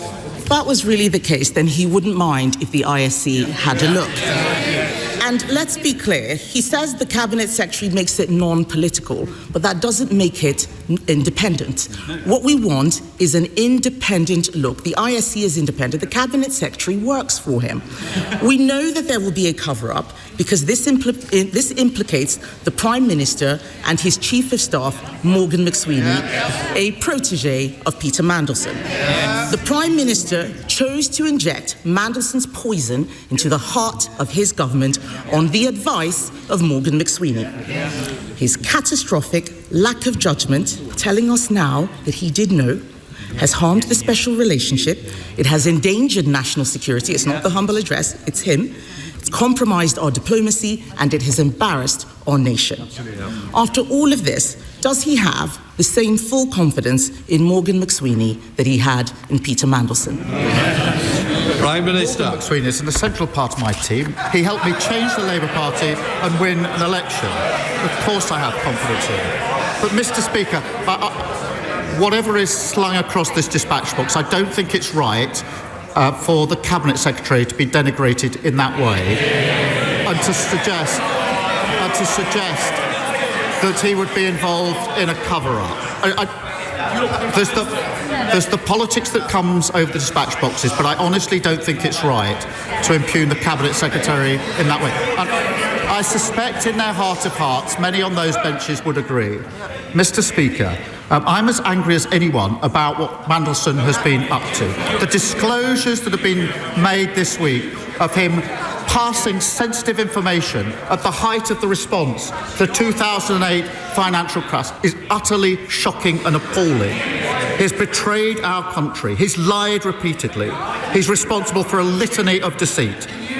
But this moment demands not just anger, but action. And that's why we've moved quickly, referring material to the police, publishing legislation so we can remove titles from disgraced politicians, and stripping Mandelson of his Privy Councillorship. That is what the public expect, and that is what we will do. Libens. Thank you, Mr. Speaker. Every month, people across our constituencies are injured by illegal e-bikes being ridden at 30, 40 and 50 miles per hour through our town centres and parks. But for every illegal e-bike that the police seize and crush, another 10 hit our streets because they are too freely available to buy. That's why Cumbria's Police, Fire and Crime Commissioner and 28 other police commissioners across the UK are now backing my bill, which would ban the sale of illegal e-bikes. Will the Prime Minister set out what action the government will take to protect the public and ban the sale of these monster bikes? Prime Minister. Can I pay tribute to my honourable friend? She's a tireless campaigner to stop these antisocial, dangerous bikes terrorising communities. Our crime and policing bill means police can seize bikes without issuing a warning and destroy them. A product safety law means authorities have the powers to intervene to stop the sale of unsafe e-bikes but I share her determination to get these bikes off our streets. Sir Ed Davey, leader of the Liberal Democrats. Mr. Speaker, can I thank you and the Prime Minister for your responses to my tribute to Jim Wallace on Monday, and urge the whole House to read the wonderful tributes made to Jim in the other place yesterday. Mr. Speaker, I've been thinking how it must feel for the victims of Jeffrey Epstein and their families, hearing more and more stories of how rich, powerful men were currying favour with a paedophile sex trafficker, such as Peter Mandelson, sending government secrets to help Epstein enrich himself further. Seeing Mandelson made ambassador to the United States, even after his links to Epstein had been extensively reported by both the Financial Times and Channel 4 News. So can the Prime Minister tell us, given he now admits he knew about those links, before he gave such an important job to one of Epstein's closest friends, did he think at all about Epstein's victims? Mr. Speaker, we looked at the material. There was a process. There was then, as he will understand, there was then a security vetting exercise as well. And that's why I started by saying all of our thoughts are with the victims of Epstein. He is right at the beginning of his question to express anger at the material that has recently come out in relation to sensitive information in the aftermath of the 2008 crash. And that is why yesterday, working with the Cabinet Secretary, we referred a material to the police, which has now led to the criminal investigation that is going to follow. Mr. Speaker, I think the victims of Jeffrey Epstein deserve far better than that. They deserve Peter Mandelson not being appointed in the first place. We don't even know the full extent of the British establishment's involvement in his appalling crimes, or how many British girls and young women were trafficked by him. So we need a full public inquiry, both to get justice for the victims and to protect our national security. Mr. Speaker, the Polish government think Epstein may have been spying for Vladimir Putin. Is the Prime Minister concerned that Peter Mandelson may have been leaking state secrets, not just to a paedophile American financier, but also a Russian agent? Well, Mr. Speaker, he talks of a public inquiry. Obviously, the focus now has to be on the criminal investigation which has started. As he knows, that investigation will go wherever the evidence leads it, and I've made it absolutely clear that the government will cooperate, as he would expect, with that criminal investigation wherever it goes. Thank you, Mr. Speaker. I welcome the news that Bristol East will be getting another Quite a lot to pick over this week, and we will begin that process after this. James O'Brien on LBC. 23 minutes after 12 is the time, and I don't know what's changed as a consequence of that PMQs, but it was a very good performance by Kemi Badenoch, albeit that Ed Davey then reminded us of what should probably be, at least in a moral universe, the single most important element of this hideous saga. And Keir Starmer went from sounding very, very strong. In fact, he was at his best when he was angry, and at his worst when he was required to provide detail. Natasha? Yeah, and I think that is sadly a bit of a theme of Prime Minister's questions, that Keir Starmer doesn't really answer the questions very fully sometimes when he comes to the dispatch box. But he did answer today at the third time of asking, finally admitting, I think it's for the first time he's admitted this, that he was aware that Mandelson did maintain his friendship with Jeffrey Epstein after he'd been jailed for child sex offences, but he did come out swinging and insisted that Peter Mandelson had essentially lied about the extent of it. And that is really what is the crux of this debate that we're having today in Westminster and that is happening today in the House of Commons. How much did he know, and how much did Peter Mandelson conceal? How much were the security services involved in telling the Prime Minister as much as he needed to know? And what was it that made him so confident anyway that he knew this and he still decided to appoint him as US ambassador anyway? So we will probably get a little bit more out of that, I think, today. And it's weak sauce, isn't it, really, for the public to... I mean, amazing how quickly the world turns. And it's worth bearing in mind that the White House is full of people who are incredibly close to Jeffrey Epstein, including the president, who was his best friend for a decade. But it's going to be weak sauce to say, well, I knew they were still in touch, but I didn't know how much they were in touch. And that is probably where all roads are leading now. In that, I knew they were friends, but I didn't know they were besties, or whatever it is that occupies that space between no contact whatsoever and contact, but no inkling of how much contact. And I think the question will be for the Labour MPs whether there is a difference between those two things and what's important to them. Is it that he did know that they were still in touch, which I think, like I say, is in the public domain and was in the public domain at the time of his appointment, or do they believe, as the Prime Minister is saying, that the government have been lied to, that members of his team were lied to? Very strong language. We rarely ever hear the Prime Minister use the word lie in the House of Commons. No. It's just not done. It's not the done thing. Badenoch says that this is quite shocking. It's fair to say the stakes were so high for both of them today at this PMQs. Yes. And they both did very well, I think, actually. I think Badenoch did better. Yeah, I mean, Badenoch did well in her questioning. She was pretty forensic, and considering Keir Starmer is usually very good in those forensic lawyer-like situations, this was arguably one of her better ones. But MPs were waiting to see what Keir Starmer said about this. The dust will now settle. Is this enough for them to trust that the Prime Minister did all he could to find out as much as possible about Jeffrey Epstein before he appointed him, or did he overlook some really crucial key details? We might not know that today. No. We're not going to know this because these documents, we understand, are not going to be published in full for a while. And Keir Starmer has a bit of a get-out clause there, because you heard him mention we've been in touch with the Met Police today regarding the criminal investigation, and actually that will obviously have an impact on what documents can and can't be published, because, of course, the Prime Minister won't want to prejudice any investigation that's ongoing. No, and I mean, that, of course, will immediately limit, if an arrest is made or charges are brought, it will immediately limit what we and anybody else can say about anything. But for now, it's a relatively open season. That revelation from the Prime Minister that Mandelson has been removed from the Privy Council, I mean, it is hard to think of a fall from grace, albeit that it's a bit like that line in Hemingway, isn't it, about bankruptcy. How does it happen? First slowly, then quickly. Yeah, It's precipitous now. It is as if every last vestige of status is being torn from Peter Mandelson's sweaty grasp. Yeah, and understandably so. What's obviously interesting politically for us Westminster watchers is how far Morgan McSweeney is also dragged into this. He's the Prime Minister's close aide. There is lots of suggestions in the newspapers that he was personally very involved in the appointment of Lord Mandelson, and what the Tories are trying to seek to publish is all of that information, whether that's documents, whether that's text messages about who was involved, who was as the person that signed it off. You heard Keir Starmer's absolute defence of Morgan McSweeney just then, saying that he was a vital part of helping him get re-elected and vital part of his team. But this, is very politically dangerous for Keir Starmer right now. He knows that there's a powder keg in Westminster just waiting to go off, and this feels like we are very, very close to a moment where his premiership could really be at risk, because Labour MPs are very, very angry about what's happened here.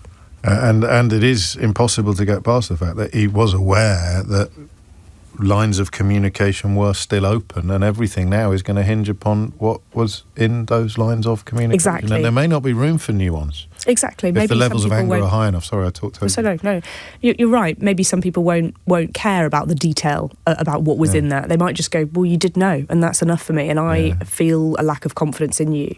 I thought Ed Davies' questioning on the Russia links was very interesting as well. Yeah, this is one to watch. Yeah. I mean, correctly identifying the victims as being people who are still being somewhat overlooked and ignored, but then looking at investigations underway into whether or not Epstein might have been acting on behalf or in cahoots with the Kremlin. Yeah, and Keir Starmer really swerved that one. Didn't want to get into that at all. Maybe he doesn't know, maybe he hasn't seen those sort of the ins and outs of that, but obviously that will be a huge concern. And actually, the Prime Minister saying today that he will publish anything that doesn't, prejudice our national security or anything, that means a lot of it's going to be redacted, doesn't it? And in Keir Starmer's defence, who seemed very unconvincing at times during that PMQs, in his defence, that might all be true. There might be loads of stuff that should never see the light of day, because relations with the White House are always weird, but at this period in history, they are never going to have been weirder. Thinking of speculations, is it beyond all possibility that Donald Trump's people said we want Mandelson in the White House? I mean, this is what they mean, presumably, by delicacy. It was probably the only foot that Kemi Badenoch put wrong, was claiming that it could somehow have damaged US-UK relations when the White House is full of Epstein's mates and Donald Trump was his bestie for years. Sure, but Keir Starmer, I'm sure, will be very reticent not to impact relationships with an already difficult White House and already that sort of string, the special relationship hanging by a thread in many ways. Keir Starmer will be very clear that he actually spoke to Donald Trump, I think it was 2 nights ago, on the phone. There are still differences over the Chagos Islands that were being discussed. If you read between the lines of that call, he will be really, I think, aware that he doesn't want to make anything potentially worse and more embarrassing for President Trump in relation to his relationship with Jeffrey Epstein. And like I said, there will be a lot of stuff that is redacted, and that is a bit of a get-out clause for Keir Starmer, I think, today. And this ain't going anywhere soon. Absolutely not. What have we wait? The next conversation is when the documents are released. So there are some reports out today. I'm just trying to confirm them with sources in government that the government may release some of it today. But actually, if the Met Police are saying, well, it depends on this investigation, potentially that might not happen. But there was some suggestion that there's quite a lot of documents that are involved in this. And if they release Mandelson's full vetting, that could be pages upon pages of stuff, right, from his entire career, his entire life. And that might take a while to go through. And obviously, they will have to be in touch with Mandelson himself. There's also as well a question about him being stripped of the peerage. Is that still going to happen? Because he may have stepped down from the Lords, but he's still Lord Mandelson. Is Keir Starmer going to press ahead with that?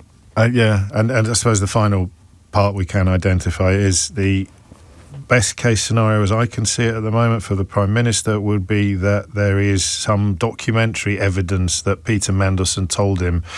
I've been in touch to essentially, which is what Andrew Windsor tried to argue, didn't he? The only reason why I got back in touch was to tell him that I was never going to be back in touch again. Which obviously has turned out to be completely false. Yes. But yes, is there a smoking gun in there? And is there, I think what probably the Prime Minister is hoping on is there is a conversation that he can rely on where potentially the pair had discussions and where he said, are you sure this is everything? Are you sure that my teams know absolutely everything of your past and all of your relationships, etc.?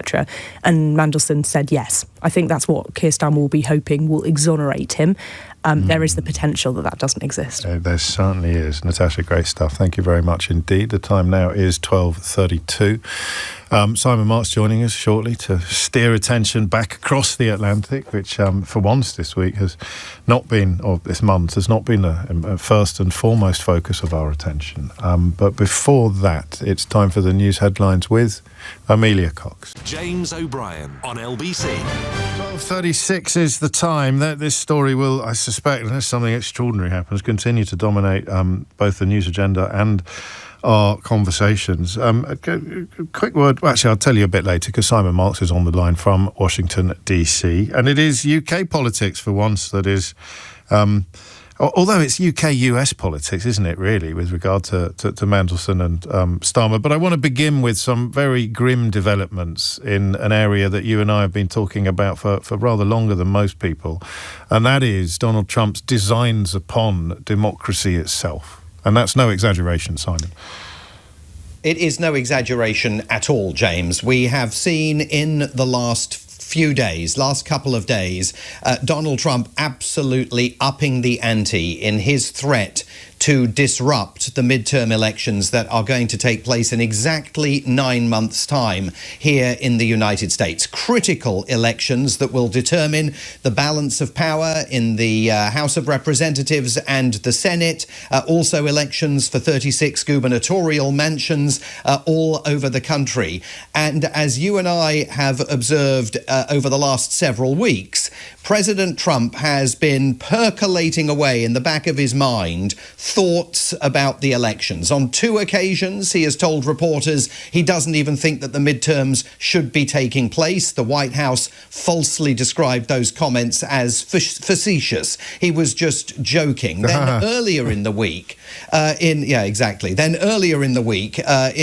podcast interview, out of nowhere, he suddenly started talking about federalizing the elections and saying that 15 Republican states, didn't identify by them, but all governed by Republicans, should hand the authority to administer their elections over to Washington. It was a very muddled claim that the president was advancing in that podcast. The White House waved it off. They said he didn't mean anything by it. He just meant to say that what he wants to do is back a piece of legislation being debated on Capitol Hill that, when it's passed, would require voters to present identification at the polling station before they cast their ballots. The president did not mention that legislation at all in that podcast interview. And then yesterday, after those White House efforts to wave reporters off the scent, he returned to the subject and went into much more detail as he continued to undermine public integrity, making entirely false claims about the sanctity of America's elections, so presented the public with a problem that doesn't exist, and also presented the public with his fix for it. You think about it, a state is an agent for the federal government in elections. I don't know why the federal government doesn't do them anyway. But when you see some of these states about how horribly they run their elections, what a disgrace it is, I think the federal government, when you see crooked elections, and we had plenty of them, and by the way, we had them last time, but go to 2020 and look at the facts that are coming out. Rigged, crooked elections, and the federal government should not allow that. The federal government should get involved. These are agents of the federal government to count the votes. If they can't count the votes legally and honestly, then somebody else should take over. Wow. This is a supercharged effort by the president to undermine public integrity in the country's elections and to propose planned efforts to combat issues that don't exist with America's elections with measures that are plainly unconstitutional. This is an assault not just on election integrity, but now an assault on the Constitution. When he says that those people who count the votes in America's 50 states, and we should remind everybody, we don't have nationally administered elections here. The Constitution says it falls to each of America's 50 states to run their own elections. When he says that those people counting the votes are agents of the federal government, that is completely false. But what he's proposing to do is to have the federal government, led by him, oversee America's midterm elections this November. And how the White House is going to explain all that away in the hours ahead is going to be intriguing to watch. So ignorance of history, US history, ignorance of the Constitution and ignorance of the most basic facts. But the days when those things seem to matter in these kind of conversations have long since passed, Simon. Who can resist this? Because, I mean, the reason I chuckled, as you probably know, is because we've heard this defence before with, he's only talking about it, don't worry about what he says, worry about what he does. But spoiler alert, he then goes and does it. Unless, of course, as we saw most recently with Greenland, there is sufficient pushback and resistance to make him run away for now with his tail between his legs. So who pushes back on this, and what does pushback look like? Well, the Constitution pushes back on this because what he's proposing is flatly unconstitutional, and I think even a Supreme Court with a 6-3 built-in majority for the Republican Party and for Donald Trump's sort of more conservative viewpoints would find it very, very difficult to find any legal basis to allow him to do this. We did see the Speaker of the House of Representatives, Mike Johnson, again earlier in the week, waving all this off and saying, no, there's not going to be any change to America's electoral system. But he is now like a dog with a bone. And there is another reason why he is articulating all of this, because when November rolls around, if elections are administered in time-honoured fashion by America's 50 states, and when Republicans find themselves losing control of the House of the Representatives and or the Senate, Donald Trump is going to be in a position where he will say, I told you so. The fix was in. These elections were rigged, just like the 2020 election was rigged. He's talking again about prosecutions taking place in Georgia following that extremely serious FBI raid on a Georgia election storage unit last week, when the FBI carted off 700 boxes of votes and Georgia's electoral register, the list of all its voters, their names, where they live, all of that now in the Department of Justice's possession. He is positioning himself to argue that for 9 months prior to the midterm elections, he has been warning Americans that you can't trust America's election system. So even if he doesn't get to make the changes that he's proposing, and I don't see any legislative path forward for him to do that currently, even if he doesn't get to make them, he will still advance the argument that the country needs to disavow midterm election results if they don't show he wins. Remember, he only likes the outcome of elections and doesn't grouse about them when he wins them. Because, of course, the system that delivered him victory at the most recent election was exactly the same as the system that delivered defeat in 2020. Correct. But these are precisely the sort of details that Donald Trump has no time or space for, and that journalists admitted into the Oval Office wouldn't be permitted to raise anymore.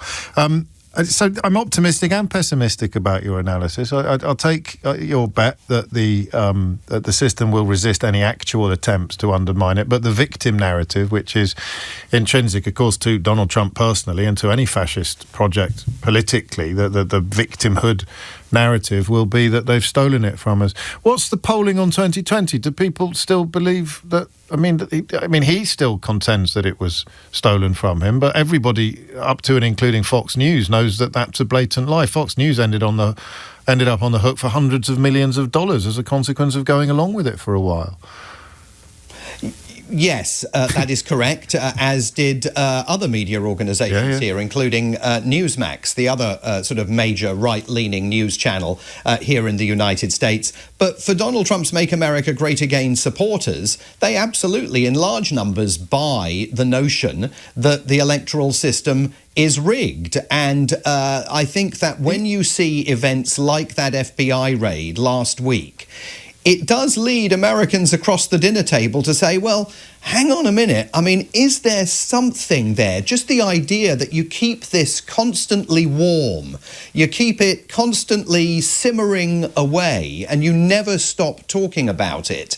And given that FBI raid, I mean, even the head of elections, the head of the Elections Commission in Georgia says that he now expects to be arrested, even though he plainly has done nothing wrong, given the politicization of the FBI, the piercing of the independence of the Department of Justice, I think really the incineration of the independence of the Department of Justice, turned into the Office of Personal Retribution for Donald Trump.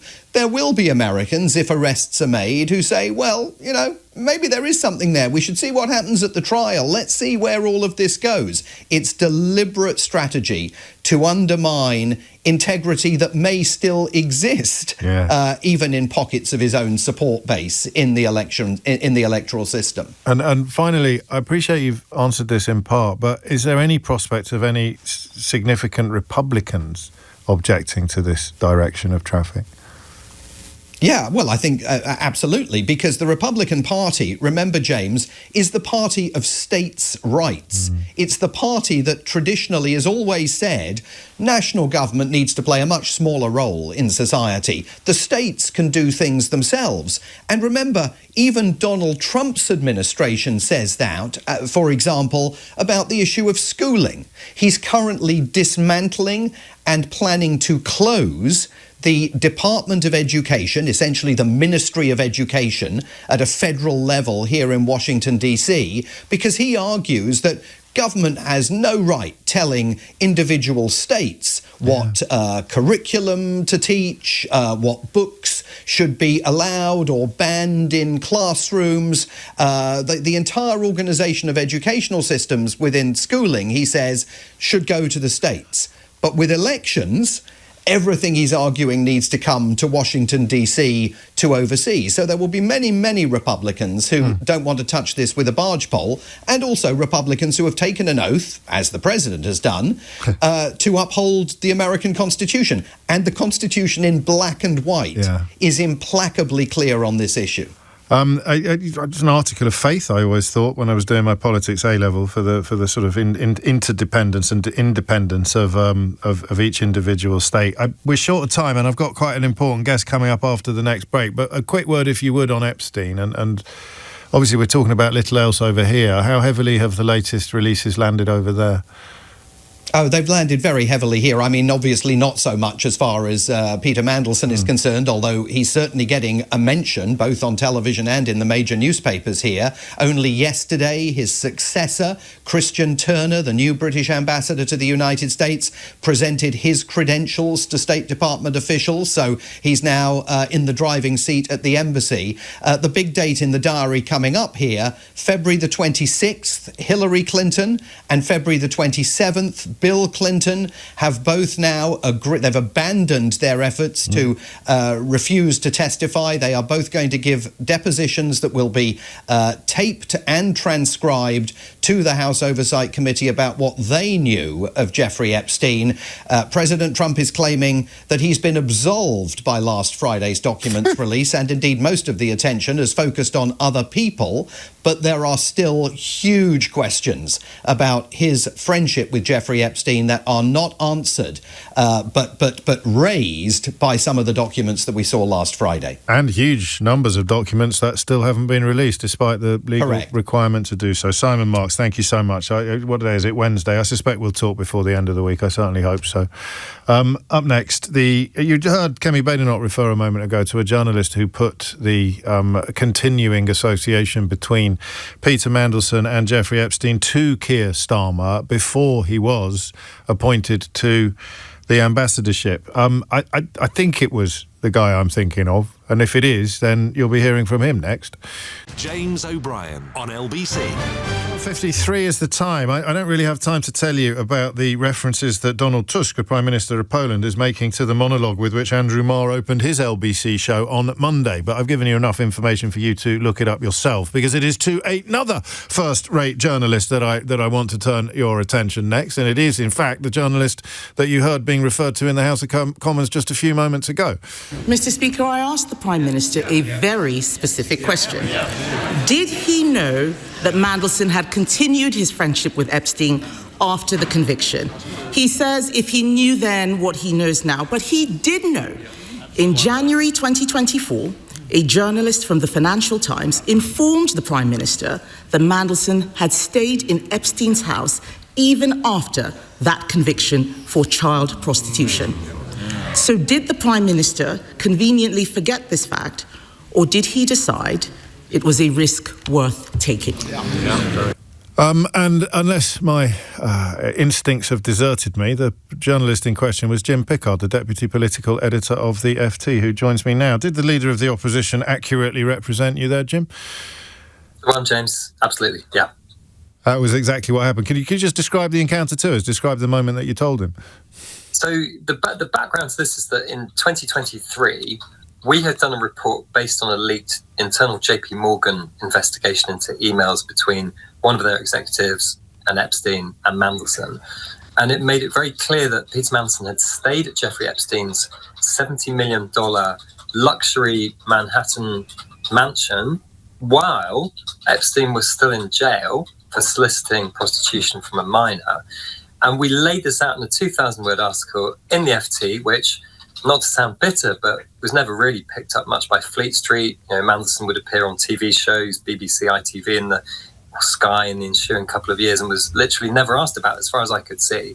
And in the early 2024, I was at this press event in Bristol where Keir Starmer was speaking, taking loads of questions. I think it was a kind of New Year, start of the year event. And I said, this is what Lord Mandelson was doing back whenever it was, I think 2009. Does he have questions to answer about his friendship with the disgraced paedophile financier Jeffrey Epstein? And Keir Starmer's reply was very kind of non-committal. He just said, you know more about it than I do. Now, in Keir Starmer's defence, Prime Ministers have to deal with thousands of questions and conversations all the time. But if you or I were taking advice from somebody and someone just mentioned to you the fact that they were hanging out with a convicted paedophile while he was in prison, you might start to ask some questions, wouldn't you? And then nobody really thought about this thing. Mandelson got the job early last year. Soon after getting the job, he did an interview with my boss, George Parker, the political editor of the FT, a beautifully written interview, sorry for the plug. And in the middle of it, George raises this question about Epstein, and Peter Mandelson says, this is an FT obsession, you can all F off. Yeah, thank you for censoring yourself there. We were talking about that moment this morning. Well, that's come back to bite him on the proverbials. But and that won't, I mean, you talk about defences, and there's no bitterness at all. It should have been picked up more, including by me. But it's not going to work for Starmer to say, well, nobody else cared either, because the world has turned now, and this is the closest thing to a smoking gun that Kemi Badenoch could pull out of the bag in PMQs today. It all hinges then, as I understand it, and I'm interested in your opinion, on this argument that comes down to, well, I knew they were still in touch, but I didn't realise how much. Yeah, I think that's probably about right. But I think the thing that's potentially really damaging as well, that's just come out of Prime Minister's questions, is that Starmer admitted for the first time that he was warned by the UK security services about Mandelson's friendship, relationship, whatever you want to call it, with Jeffrey Epstein after he'd been jailed for these crimes. It's the first time he's said it. The Conservatives have jumped on it. They've said it raises very serious questions about Starmer's shocking judgment. The thing I'd like to point out as well, which I think is really interesting, is that all of the questions in PMQs today about what Peter Mandelson is thought to have done wrong was all about the stories we were doing at the start of this week, which is about him leaking sensitive cabinet documents, leaking an imminent Eurozone bailout, leaking all sorts of sensitive government information to Jeffrey Epstein. The thing that people weren't really talking about at PMQs, which I've been obsessed about for ages, is the money trail, James. And I was first approached in September by somebody who I respected very much, who said to me, there are payments, thousands of pounds of payments, going from Epstein to Ronaldo, the now husband of Peter Mandelson, in around 2009, 2010. That was denied to me at the time by people close to Peter Mandelson, denied vociferously, a whiff of legal threat in the air. So we were unable to report it. But what we were able to do is, when those DOJ files dropped on Friday night, we were ready and waiting. We were the first to report thousands of pounds of payments to Ronaldo Avila da Silva, Mandelson's partner. And then we spotted on Saturday night the $75,000 that had gone directly from Epstein to Peter Mandelson that Mandelson claims he has no recollection of. And I think it's the conjunction of the leaking sensitive government material with this guy's been giving loads of money not only to Mandelson but also Mandelson's partner. To understand the full depth of this scandal, you have to understand both of those things. Absolutely. Thank you for that. Although the second bit of the scandal isn't going to have much impact upon the first bit, because there's no suggestion that Keir Starmer could possibly have known about the stuff that you only discovered at the beginning of this week. Or is there? Correct. Yeah. Right. No, correct. Absolutely correct. Jim, you're brilliant. In fact, I don't take my word for it. Leo's been in touch to say Jim is a star, a proper journalist. Thank you, Leo. Thank you, James. Thank you, really Jim. Appreciate it. Jim Pickard, Deputy Political Editor of the FT, proving the old adage that the journalist should never become the story is not always true, because he was, just for a bit in the middle of PMQs, kind of the story, but only by dint of doing his job so well. If you missed any of today's show, you can listen back on catch up on our free global player or on the LBC app, where you can also stay up to date with all the latest news, videos and opinions. You can listen to a range of podcasts, including James O'Brien Daily, the best bits from my LBC show every day. Download the LBC app for free from your app store now. Tom Swarbrick will be with you at 4. But now on LBC, it's time for Sheila Fogarty. James O'Brien on LBC.